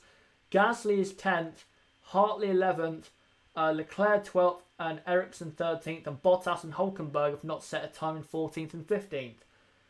Toro Rosso look quite good there. Maybe they can get a surprise result. By us, it's raining hard.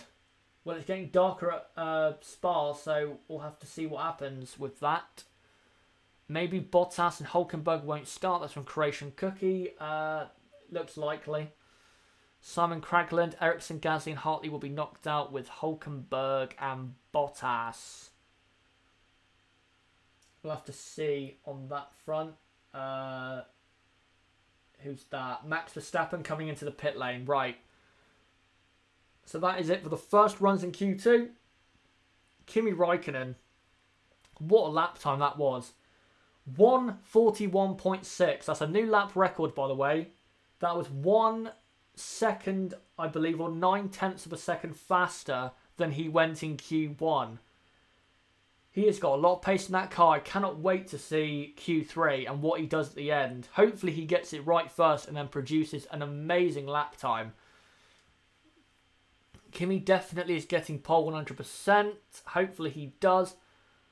Fish lips. Ricciardo already stopped driving for Red Bull. He's not at it. He's definitely not at it. He's half a second off Verstappen. That is not good enough. I saw a raindrop on the camera. I haven't seen that, but I'll keep a lookout in case there is any rain.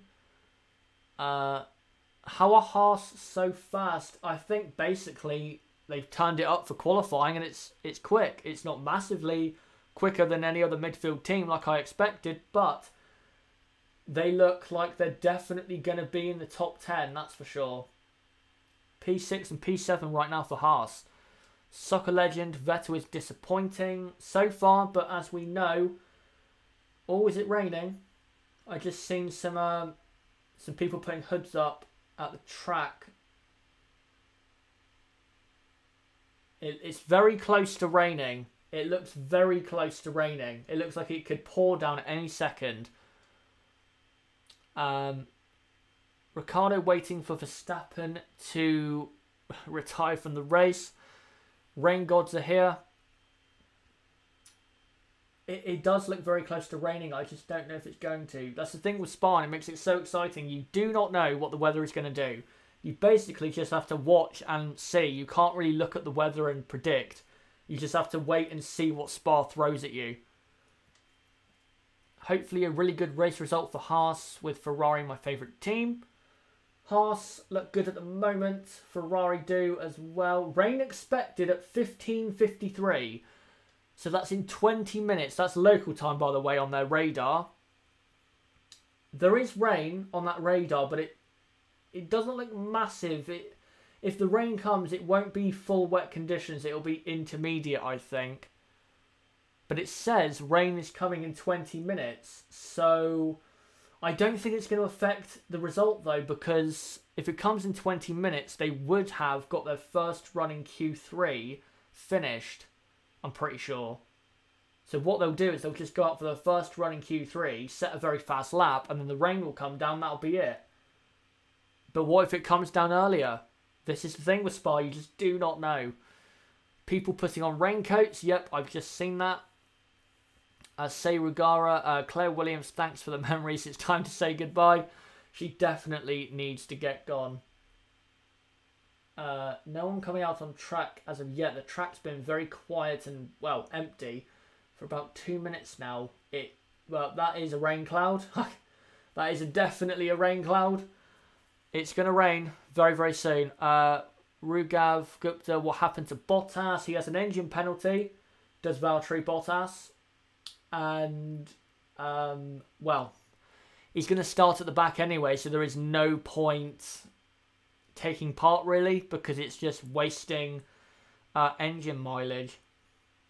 Marcus Ericsson just got out the car then. I don't know if he's going to the toilet or something, but that doesn't seem very encouraging. Sauber, let me just show that, even though you have bleeped yourself. Apparently Sauber have messed up. I don't know how, though. I haven't got the sound on my TV, so I don't know for sure what's gone on there. Is this Bottas coming out onto the track? I think it is. Oh, that's very close. They just released a Sauber right in front of the Mercedes of Valtteri.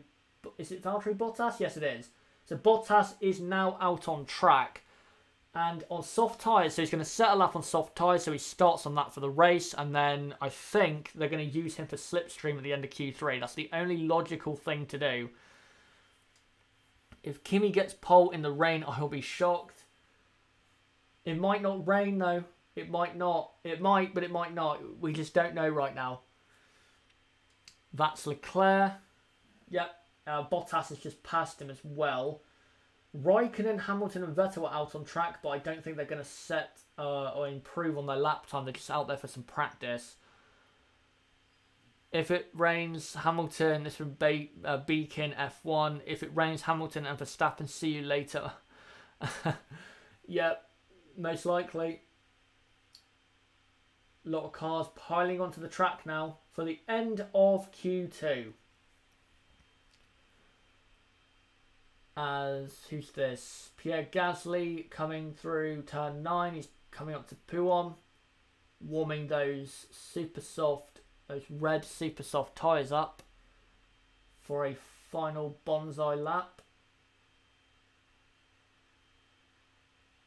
It's weird, some of the track is still coated in sunshine or brighter spots of the sky, but some of it's dark. It's very, very hard to predict right now, as Charles Leclerc is coming through Blanchimont and is about to start his final lap in Q2. He has to get this right if he wants to get into Q3, and he really should with the car and the machinery he has at his disposal. Person there getting very cheeky, filming through the trees. Oh, very aggressive on the braking there for Leclerc into La Source, but he does get it right. For some reason his timing is not working. It still says that he's on 0.0, but he's not. He's about 20 seconds through now. Charles Leclerc. Oh, track hazard. What's that? Track hazard. Something, I guess, is out on the track. It's been cleared now, so maybe someone went off. It won't show us what Charles Leclerc's split time is because there's a glitch with the... Right, now it's working. So Leclerc has set a personal best in the first sector. Comes through Pouon now. Skidding along the ground. Oh, he pushed it to the limits there and he got away with it. I think that was very good there from Leclerc. As he's coming through now.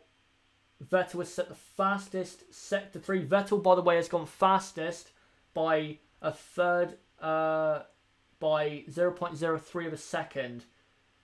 Charles Leclerc then comes through Blanchimont. Can he get into Q3? It's going to be close. The Toro Rosso is looking a lot better than I thought it would. Here he comes now. Bus stop chicane. And he does it nicely. DRS open. Where does he go? Stays 13th. That is not good. That is not good. Esteban Ocon. P7. He will stay. He does improve. Grosjean goes P6 ahead of Daniel Ricciardo again. Magnussen stays P9. Hamilton does a fastest second sector. Here he comes now. He's going to complete the lap at full racing speed. Where does he go? Hamilton goes third and only half a tenth off Sebastian Vettel. Sergio Perez P6. Very good lap. Gasly is out of qualifying. He's gone P11.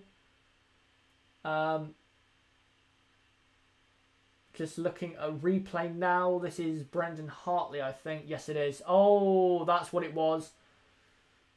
I don't know if that's an issue or as he was changing down on the gearbox, it just spun around on him. That might be an issue.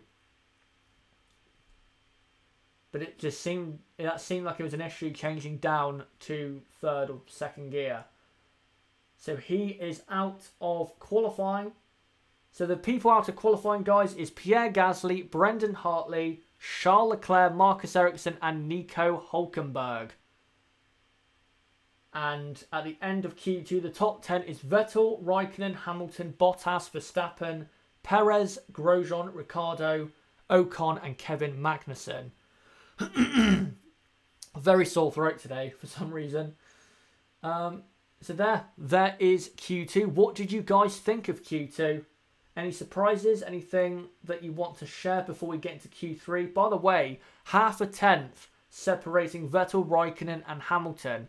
That is going to be a very, very close and exciting end to qualifying if it's like that in Q3. But that is it for Q2.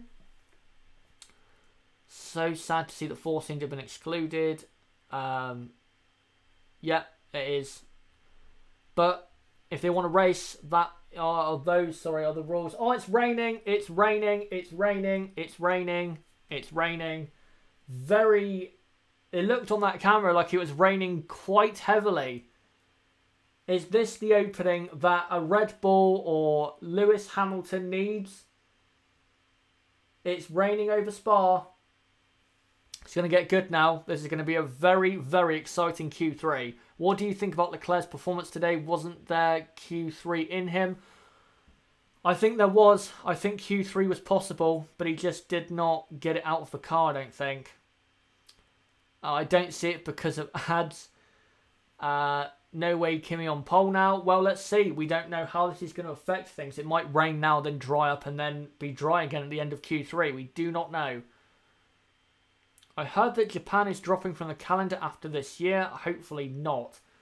There is no way we can lose Suzuka. That is a legendary racetrack that hopefully never goes. Simon Cracklin, do you think the 2014 to 2016 car suited Ricciardo more? I mean, Verstappen out-qualify him every time, and Hamilton doesn't out-qualify Bottas as much as Verstappen does with Ricciardo. I think these cars, compared to those cars, these cars suit the more aggressive drivers like Verstappen, Hamilton, I would say Sainz, even though he hasn't been amazing in 2017 and 2018. I think it suits the more aggressive drivers who like to push harder on the brakes and push harder in the corners. Those cars, 2014 to 2016, I think suited people who were more, not gentle, but smooth. Say like a Nico Rosberg or a Jenson Button or Kimi Raikkonen, drivers like that. I think those cars suited those drivers more than, these cars. Soccer legend, another Hamilton win. We need to see first what the rain is going to do. Might stop in a minute. We don't know. Lucas, I can't see the rain because of effing ads. We're just waiting for it to cut back to the actual track because they've cut back on Sky F1, which is what I'm watching it on, to a interview with Fernando Alonso. So we'll see what it's like out there once this interview is done, or these interviews are done. But what do you guys think is going to happen in Q3? Rain or dry? What do you think is going to happen? Who will take pole in the wet? Who will take pole in the dry? Put it in the chat right now. I think wet, it will be Lewis Hamilton, and dry, Kimi Raikkonen. Did Leclerc disappoint from Simon Cragland? Yes, I think that was a disappointing qualifying session for Charles Leclerc. There are more ads than racing from Lucas. Legendary snipers. If Hamilton crashes out in Brazil in Q1 like he did last year, Mercedes probably won't get in the top 3. We'll see. Just waiting for qualifying here to get underway first. Soccer legend, Hamilton, Raikkonen, Verstappen, Vettel when it rains. Please go away, rain. I'm assuming James Evans is either, I don't know, maybe a Ferrari fan or a Vettel fan. Because rain is not good news if you are a fan of the Scuderia. Mild rain right now That's from Rugav Gupta. I'm still waiting for them to show what's actually going on out on the circuit in terms of the rain, but they're not showing that. They're showing Valtteri Bottas in the garage. I don't care about this. Show me the rain. I don't care about his tyres either. Come on. Oh, still got to look at drivers for some reason. Weird mirror angles by Ferrari. Red Bull, by the way, have actually... I wouldn't say... Well, you could say it. They've copied what Ferrari have done with the mirrors on their car. That's an upgrade they have made. It does look as though the rain has stopped, but it's like drizzly. So the track is not at its absolute premium in terms of conditions. In Germany, it's light rain now. It's probably passed over and gone towards Spa, or gone towards Belgium at least. They've just shown replays. Vettel is always on, I think it's Stabilo 1 on the exit curb. He's always getting very wide. He needs to correct that. He needs to take a tighter line, or he needs to get closer to the apex and pull in more. Can't see any of it because of the ads in German TV. That's very unfortunate, but, well, we'll see in a moment, because I'm sure they'll be back for qualifying. Murray Walker must be like, look at the rain. Qualifying, come on. Right, here we go. So everyone is now at the exit of the pit lane because they're all panicking to get out there and set a lap time. Bottas is at the head of the queue. They're all super softs. It's still raining, but it's very, very light. It's not heavy enough for inters or wet tyres, but it is wet enough to cause some troubles out there for the drivers. I'm not sure Bottas being the first Mercedes is a good idea. Surely they'd want Lewis Hamilton to be the first Mercedes car, unless he's going to hold up Vettel for Hamilton to pass him during this outlap.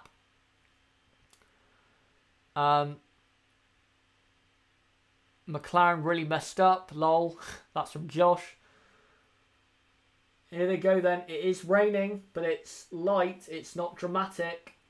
We'll have to see what the drivers think of it. If it rains harder, they will have to come in for some intermediate tyres.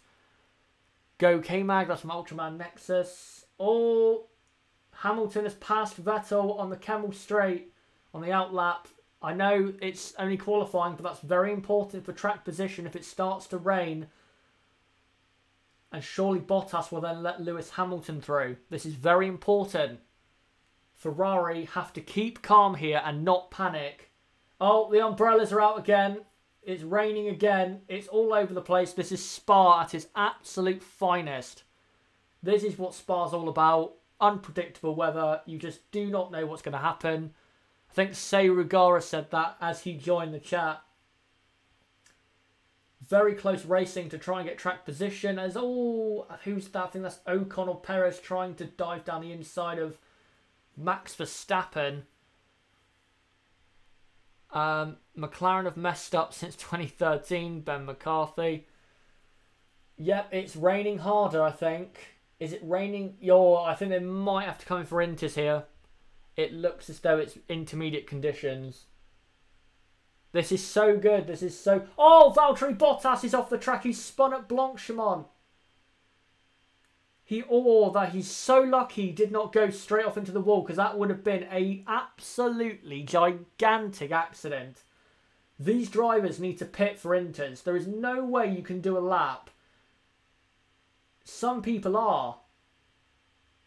A Force India Perez is going out there and staying out there to do a lap, and everyone else is piling into the pits for intermediates. This is very exciting stuff. As they're not exactly in a rush, these teams, and Ferrari don't look like they know what they're quite doing. They're going to pull Vettel back into the garage. I think they're going to do the same with Lewis Hamilton, but Sergio Perez and Esteban Ocon are out on track. Max Verstappen is now going out on track on intermediate tyres. Everyone else is going back into their pit box, but Verstappen is coming back out. And Perez and Ocon are out there on dry tyres. So a lot of differing opinions as to what is the correct way to go. Let's see this replay of Bottas. He was very lucky, I think. Yeah, he didn't touch the white line, but he got close to it and that spun the car around. Very lucky that didn't send him close to the wall, because at that corner, if you go into the wall, it is a very, very hard hit.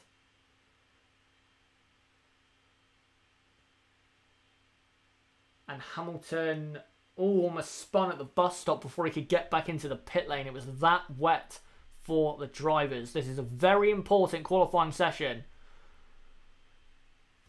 Now finally post a new picture of showing it's wet. It's definitely wet for intermediate tyres. Verstappen just went through Raikkonen. Oh, dearie me. Why are they sending the Force Indias out on dry tyres? They just went through Eau Rouge and Raikkonen, and who was that? I think it was Ocon. Almost had a massive accident. Why are they not in? Dry tyres are not the way to go. Right, I'll try and post a picture showing you evidence that it is actually raining and that I'm not having a moment. Right, here you go. Proof that it is raining in Spa. Who will take pole position, guys? Who do you think is going to do it? Who's going to come out of this with their head held high? Ferrari looks like they're panicking a bit here. What are they? They're trying to change the front wing downforce to suit the wet conditions. That's what they're trying to do. As Max, who's this? Is this Daniel Ricciardo? This is Daniel Ricciardo. Coming out, this is his first lap in Q3. Is this what Red Bull needed for a pole position? Daniel Ricciardo locks up into turn 1. He's going to go miles wide. He still keeps on the track though, but he's skidding all over the place. He has absolutely destroyed his tyres there. He has destroyed his tyres. Now goes through Eau Rouge. It's raining a lot. Oh, has he made it? Yes, he has, and he's carried some very good speed. Now on the Camel Straight, hopefully those Force Indians made it back to the pits all right, because it's so wet out on the track. It says that Max Verstappen's on super softs, but I'm sure he's not, as Daniel Ricciardo goes straight on at the end of the Camel Straight. And that is his lap blown for now. 6.5 minutes to go in Q3. Who's going to take pole position? Rip Red Bull. Here comes Verstappen. We know he's a Rainmaster. Here he comes through. Oh, he's gone a bit wide there on the white line. That's not where you want to be. Bit too wide. You want to go wide, but not that wide. As he now comes through turn 9. Now comes to poo on a very difficult corner in wet conditions. And he comes through, and that car looked very nice in terms of grip. This could be Max Verstappen's first pole position chance. And here he comes. He's coming through Stabilo 1. Middle sector point. We don't know what it's like compared to everyone else, because no one else has really set a time. Here they come, Blanchimont.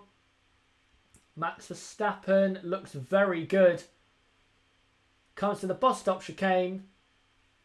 What lap time will it be for Max Verstappen?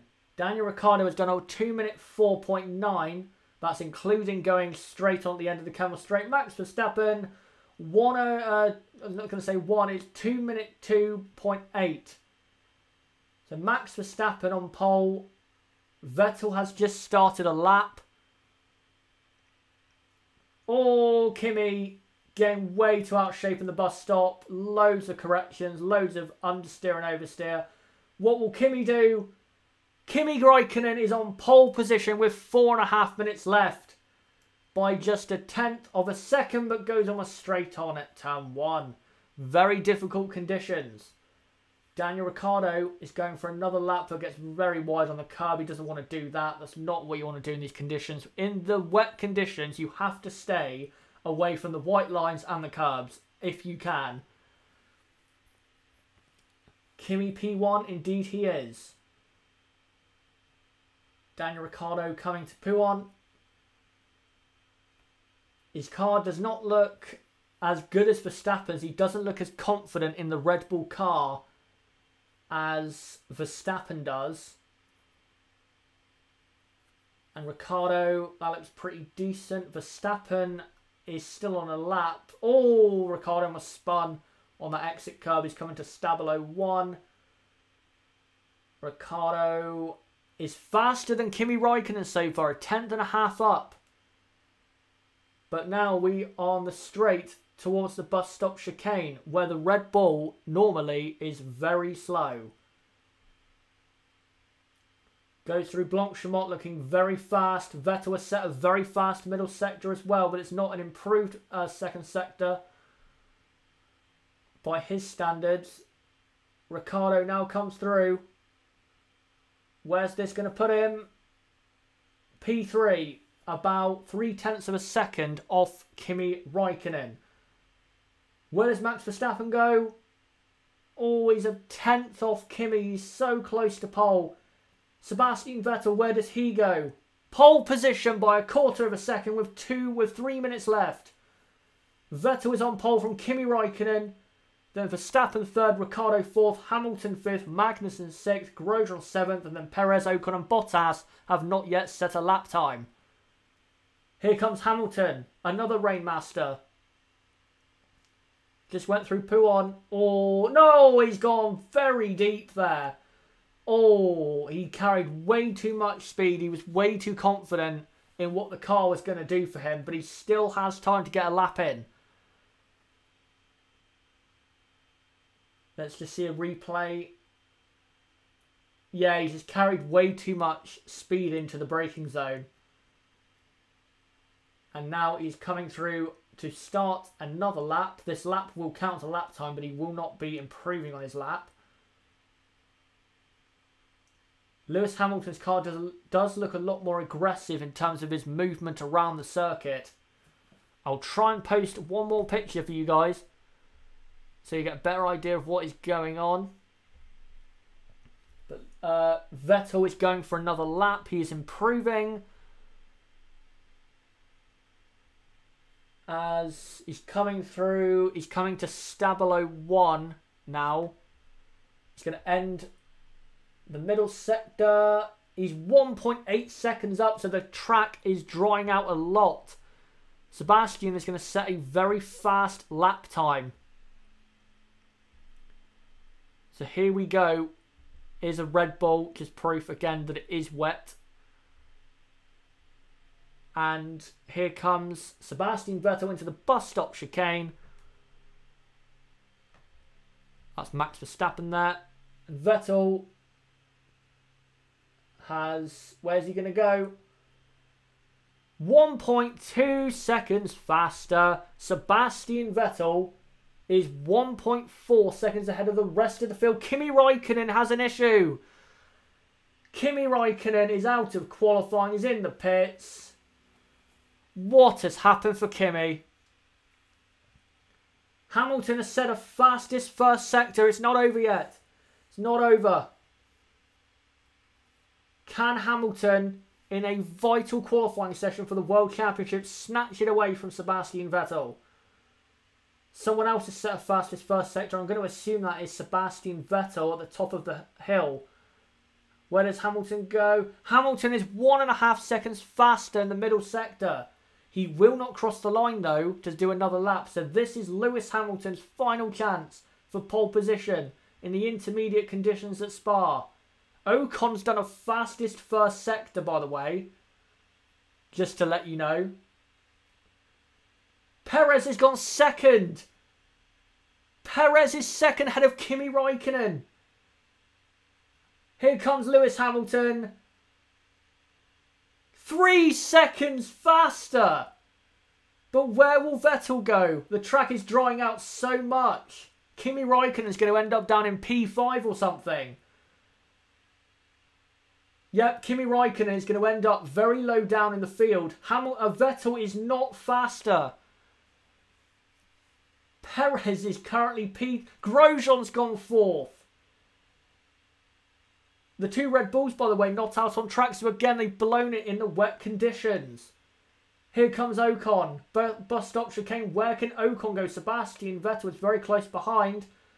Ocon goes third. Esteban Ocon is third. Sebastian Vettel is second. Lewis Hamilton is on pole position from Sebastian Vettel second. Then it is Ocon third. Perez fourth. What a return for the Force India team. Fifth is Grosjean. Sixth Raikkonen. Seventh Verstappen. Eighth Ricciardo. Ninth Magnussen. And 10th Valtteri Bottas. But he will be starting from the back of the field. What a qualifying session that was. I absolutely loved that. In the chat, put down your thoughts so we can react for about half an hour to what has just happened. What a qualifying session. Those qualifying sessions, those are the best. When it is in that crossover between dry and wet, it's just so exciting. And wow, what a qualifying that is. And how that sets the race up. It sets it up so beautifully. Yes, Force India on the second row of the grid, third and fourth. Ferrari have blown it again. Wow. I did not see that coming. I thought Hamilton would probably get pole. But if you told me that he would get pole, you know, Vettel second, and then the Force India's on the second row, I would not have believed you for a second. Yep, you did tell me. You did tell me. Hamilton on pole. Ocon looks very happy. P3 in the Force India, and with the pace they have, a podium is not out of the question. Why am I a Ferrari fan? Chaza, Red Bull bottled it. Yep, they did again. Red Bull and Ferrari just did not produce in condition. Well, Red Bull did not produce in conditions where they should have, and Ferrari again bottled it. What a surprise, not. As Perez... Oh, what happened there? Oh, that was when he was on his way back to the pits after his first run when it was wet and he was on super softs. He's very lucky that he got back to the pits in one piece. Indeed, well done, Lewis. That's another pole position. That is now in the last 6 races. I think that's 5 pole positions in the last 6 races for Mercedes. So that's proof that Ferrari just cannot get the job done when they need to. Lewis Hamilton stands aloft and looks very happy with that pole position. New owners sure do bring beginner's luck. That is such an important pole position. And yes, Vettel might win the race tomorrow, but to be ahead of Vettel on the grid, that is just a slight mental edge going into the Grand Prix, which could, you know, could play out the same for the race. We don't know what's going to happen yet with the weather in the race. Vettel looks mystified and quite distraught. What WTF, sorry, was Red Bull doing? No idea. They weren't even out on track at the end of the session. I don't know what they were doing. Ocon very happy, celebrating with his engineers, qualifying in P3. Ferrari bottling it since 2013. Vettel unhappy. What a qualifying session. What a qualifying session we have just seen there. I'll post you now, guys, a picture of Lewis Hamilton just before he took pole in a very difficult position. It wasn't all smooth running for Lewis Hamilton. It wasn't a perfect qualifying session. As you can see here, this was just before his final lap off the track, but he turned that into pole position. A great end to qualifying, that is. Absolutely incredible. I can't believe Ocon third, Perez fourth, Grosjean fifth. That is amazing. Absolutely amazing. And that's why F1 is such a good, you know, event. Because you have no idea what is going to happen. Here you go. That is confirmation of your top 3 Lewis Hamilton on pole, Sebastian Vettel second, and Esteban Ocon in P3. Right, guys, in the chat, put down your thoughts of what you thought of qualifying. Put down what you think of qualifying in the chat right now, and I will go through it for the next 25 minutes, and then I'll go away, and then I need to get the qualifying review recorded version, get that out for later on this evening. What do you think of qualifying? What do you think of Hamilton getting pole, Vettel not getting pole, and Ferrari blowing it again? Force injury on the second row, Grosjean in fifth, Red Bull blowing it, Sauber not getting into Q3. So many talking points. Well done, Spa, indeed, from JB there. James Eric, Ferrari just has so much bad luck. Both times they were faster, then came rain. Yeah, I see what you mean, but this is the point I will make is, when the rain comes in at an unexpected point, you cannot just fold and fall away. It's adversity, and you have to face it and deal with it. And Ferrari this year, whenever adversity comes their way, they don't deal with it at all. So yeah, it is bad luck in terms of maybe the rain could have halted for a few minutes and they would have got pole with Raikkonen, but you have to deal with the conditions that are presented with you if you're going to win a championship. You can't just say, oh, well, it's bad luck, bad luck, bad luck. You've got to deal with the adversity that is thrown your way, and Ferrari don't. Mercedes don't always deal with it, but they do more than Ferrari, that's for sure. JB, I'm so glad Ocon was my turbo driver in my fantasy team. That is very, very good for you. Very good for you. Forza, Vettel and Ferrari. Still great chance, of course, of tomorrow Sebastian winning the race. He has a very good chance of doing that, but he would have liked to have been, if he was not on pole, he would have liked it to have been his teammate on pole with him second, but that is not, of course, the case. Kimi, by the way, is down in P6. It just doesn't seem he's ever going to win a race, does it?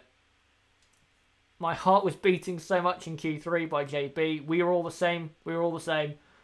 Red Bull messed up more than Ferrari. Agreed, they definitely did, and Ferrari did have a chance of pole, but I did not, because of the power-dominant circuit we're at, I didn't think Red Bull would really get pole anyway. It was Ferrari's to lose today, and they lost it. Hamilton for the win, baby. Go Hamilton from Me2 on Cube. You have every right to be happy. A very good final lap after that mistake he made on his penultimate lap in qualifying. Esteban Ocon, P3, best qualifying result of his entire career. Wow. Oh, and if that's his last race for Force India, guys, then what a way to go out of Force India.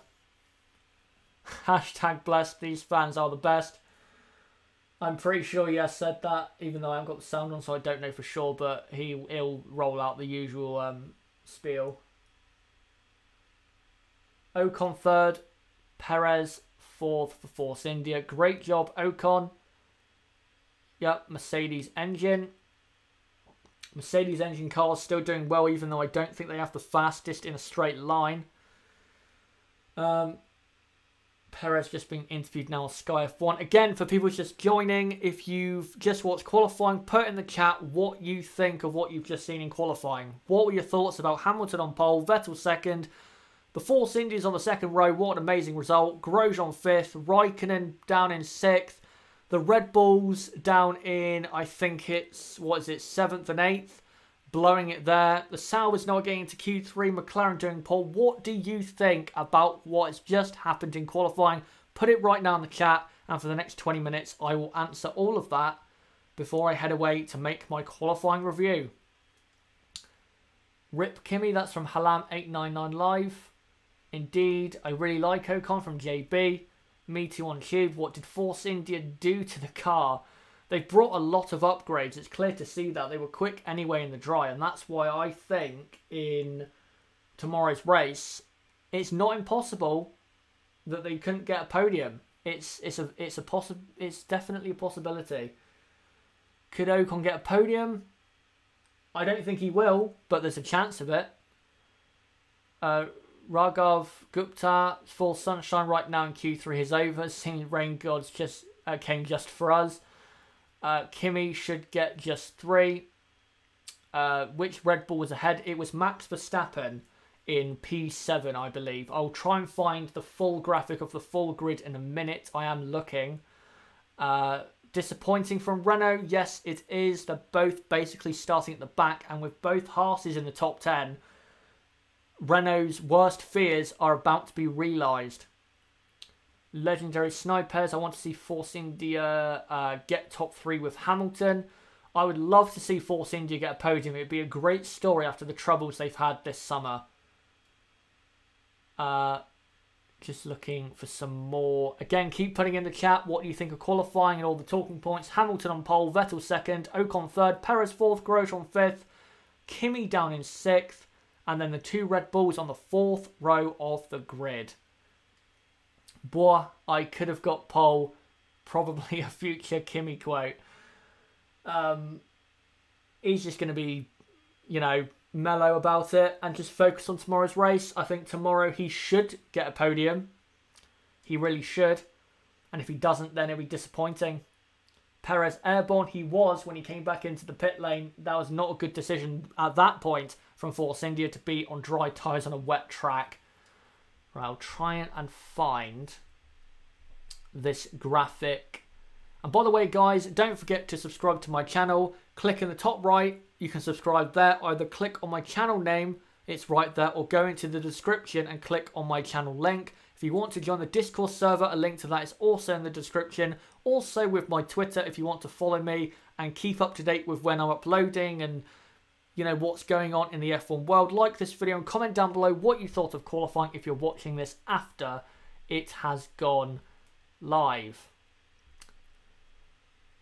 Kind of feel sorry for Kimi. I do, because I think in the dry he would have got pole position. Yeah, I think he would have got pole position in the dry. I think he would have got it by a 10th or 2, but that's the way it goes. As Ultraman Nexus says, subscribe and drop a like. Mercedes Power AMG, amazing. I don't think that's the reason they're on pole. I think the reason Hamilton is on pole and Ocon and Perez are 3rd and 4th is because they were on track when the conditions were at their absolute best, at their driest, basically. That's why they're in those positions. Shazza, do you stream on F2 races?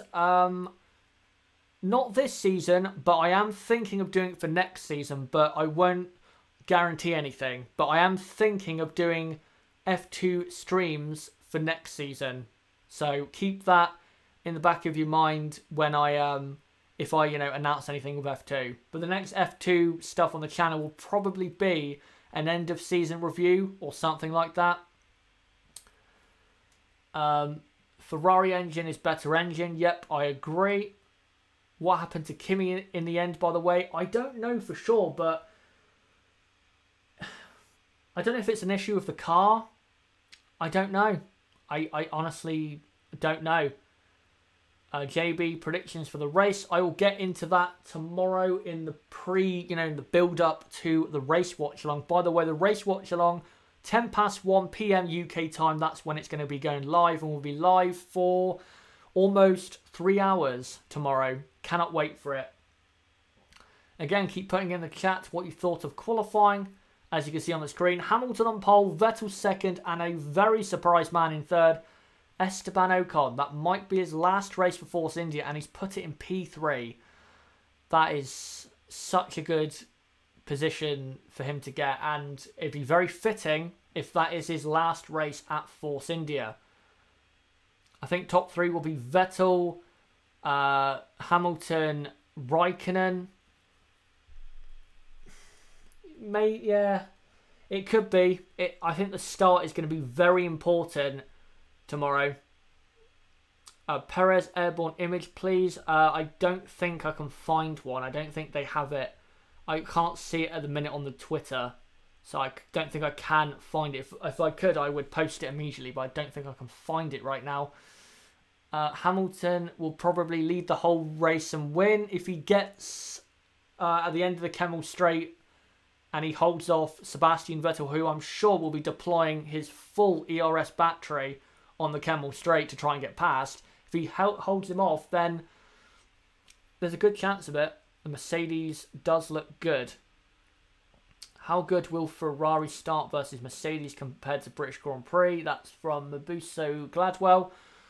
Ferrari are better off the start line, but at Spa, there's not that long of a run going to turn 1. So even if you get a better start, that does not mean you're going to get into first. It means you're probably going to get alongside unless you get a massively better start than the other guy next to you. Where will Bottas finish in the race? P5, something like that, I'd say. P5, that seems realistic. Kimi disappointed interviews. He's disappointed because he knows, like us, he would have got pole position today, I think, if it had not rained. And as I've said, you know, you have to deal with the adverse conditions when it comes to you, but if it did stay dry, Kimi would have got pole. I don't think there's really a massive doubt about it because his pace in the dry was amazing. Absolutely amazing. But he won the race here back in 2004 from 11th, so it's not out of the question about getting P1 or P2 tomorrow. You don't know. He just needs to be very aggressive to get past the slower Force Indias and slower Haas of Romain Grosjean. JB and the Force Indias are starting next to each other. Remember last year. Hopefully they don't blow it like they did last year and blow loads of points. Simon Cragland, unfortunate for Kimi. I think he had a car problem. It is. It's very unfortunate. Would he have got pole in the wet? I'm not sure. But I think in the dry he would have got pole. I think he would have. And Busso Gladwell, Bottas is driving so well and he really deserves a win. He's doing so well. He does deserve, I would say, this season at the very least 1 race win, probably 2. He has been good this season, has been better than 2017, that's for sure. Yeah, he has been good. Chaza, can I get admin for this channel? We'll see. I'll have to think about that. Just trying to... Hold on. Last year Ocon turned into Vettel, guys. What the bleep, honestly. What the bleep is this guy doing? They're all crybabies. I don't know what... There's a conversation going on in the chat. Sorry if you're watching this back. There's a conversation going on in the chat and I'm trying to kind of make sense of it as to what's going on. Again, for people joining, what did you think of qualifying? As you can see on the screen, Hamilton pole, Vettel second, Ocon third. By the way, that's the same front row as last year, and we know how great the battle was last year for the race win. Simon Cragland says, Hamilton is just the rainmaster. In the wet, he is, at the very least, one of the best, and I'd have to say the best, in my opinion. But at the very least, if you're not going to give him full credit, you'd have to say one of the best at least. I would have loved to see Red Bull have one more go from Simon Cragland again. I would have. I think they would have got onto the second row. But they didn't go out for a lap for some reason. How well will Alonso do in the race? I don't think he'll score points. I think McLaren is so far off the pace. They'll be down like 15th, 16th for the entire race. They're that poor, I'm afraid, for McLaren. We have 43 people watching live right now. Thank you for watching. It's been great to do this stream so far for almost 2.5 hours. I will be coming off, though, in 10 minutes. So if you have something to say, put it in the chat right now, and I will go through it in the next 10 minutes. As Grosjean is getting interviewed after his great qualifying session, qualifying in P5.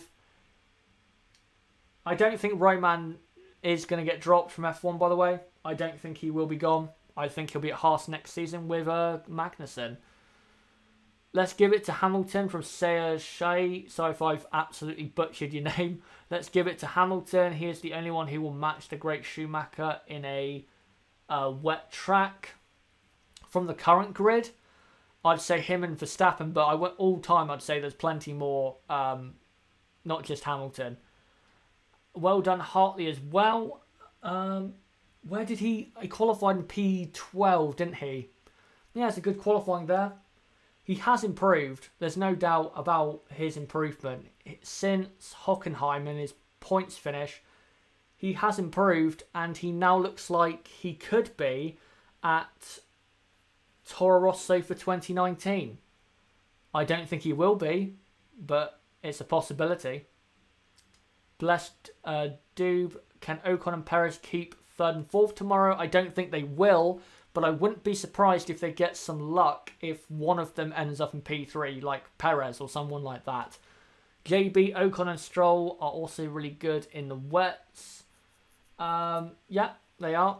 Just as evidence of that, Italian Grand Prix qualifying 2017. Mabuzo Gladwell, Toto says, man will be the decider in this title battle. Machinery second. What's your view on that? It's kind of half and half for me. It's difficult to say that one part will, have more of a difference than the other right now. Lol, Hamilton, Adluck. That's from Gustavo Campino. Let me just see if I can find the full results. If Ocon gets a podium, I will be, happy, as he is my turbo driver. If he's your turbo driver on your fantasy league, then it is a great day today. Just looking through the chat. Magnussen bleeped up. Let me just show that. Magnussen bleeped up in Sector 1. I think Magnussen was quicker, but yeah, good job by Grosjean. Yeah, I think Magnussen had, at least one of his sectors was really poor because he ended up quite far down in 9th. So yes, something was wrong there.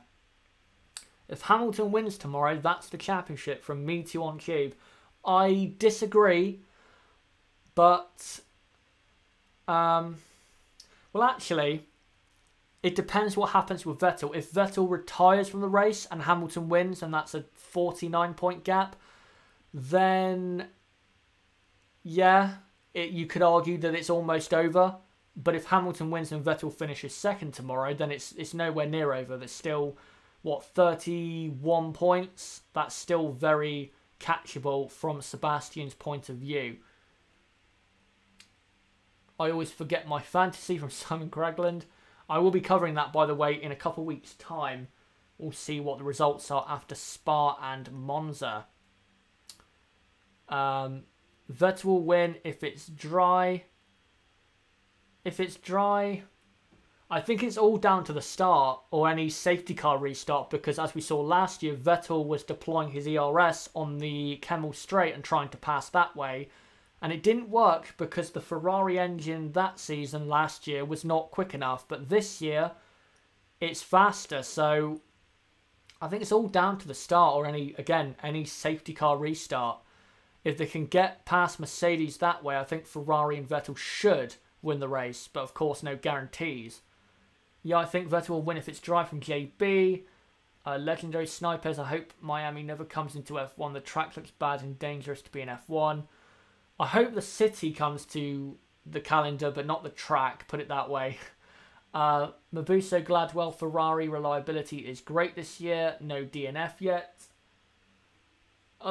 That's not correct, because I'm trying to think, when was it? Spanish Grand Prix. Kimi Raikkonen, they retired from that race. And I think there might be another one, but that was definitely one they did retire from. Miami track is horrible. Yep, as Dennis O'Boyle says, except for Spain.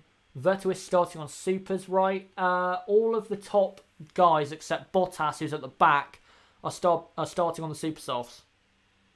Bottas is on the soft tyres. He will start from the back of the grid for tomorrow's Belgian Grand Prix. Right, 5 minutes to go, guys. If you've got a question, put it in the chat right now. Again, don't forget to subscribe. Bottom right of the screen, you can click there. either click on my channel name or click on the link in the description. Go to the description as well if you want to join the Discord server with over 50 people in there.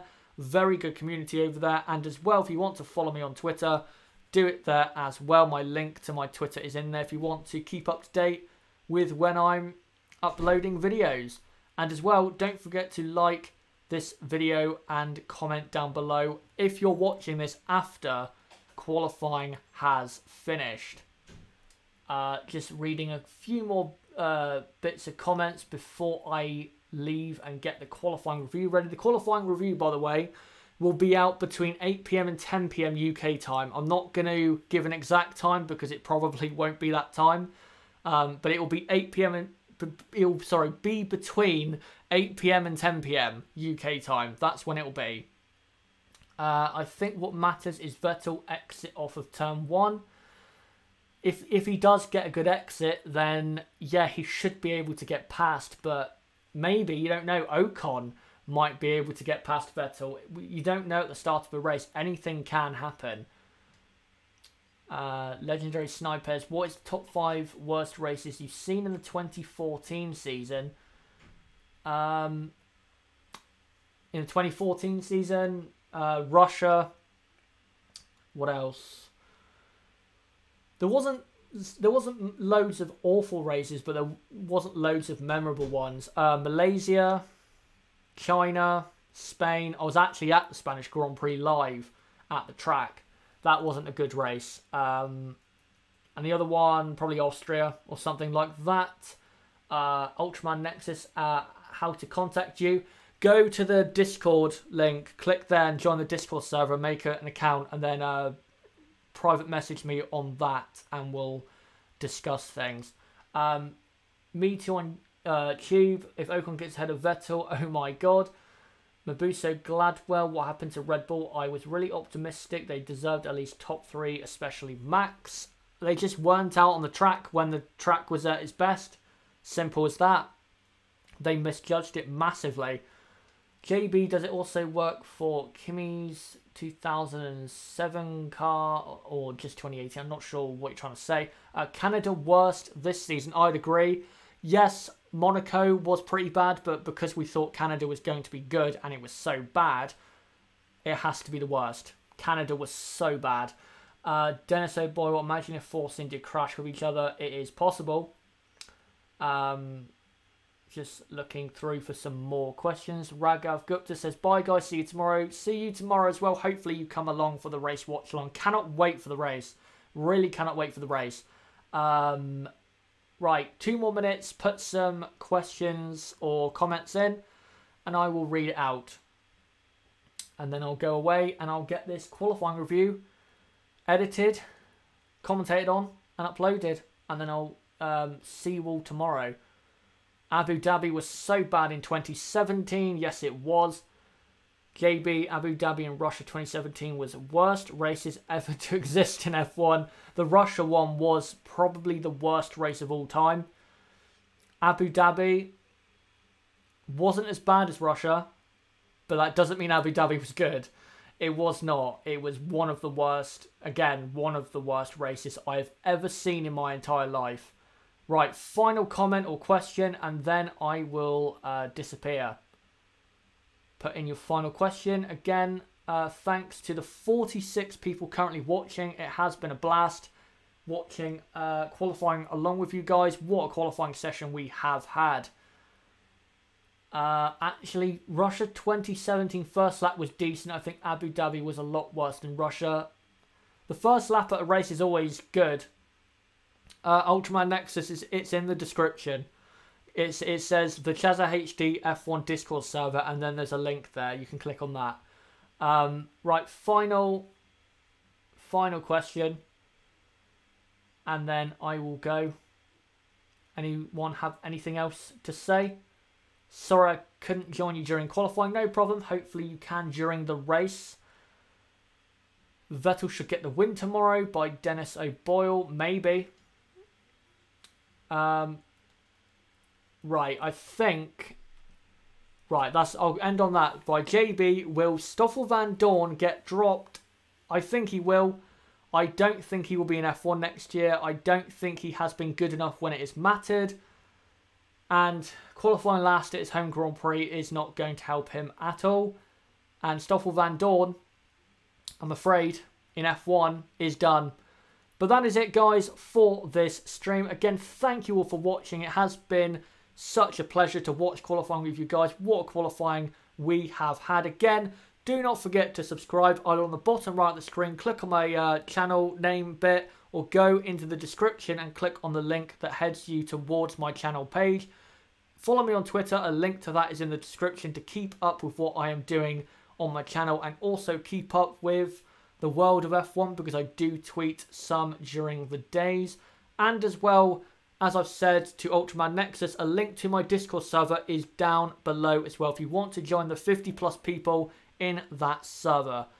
But guys, thank you for watching qualifying along with me. It has been great. Like this video, comment down below if you're watching this after, and I am going to see all of you later on this evening for the qualifying review and for tomorrow's race watch along. I cannot wait for the race. I will see all of you then.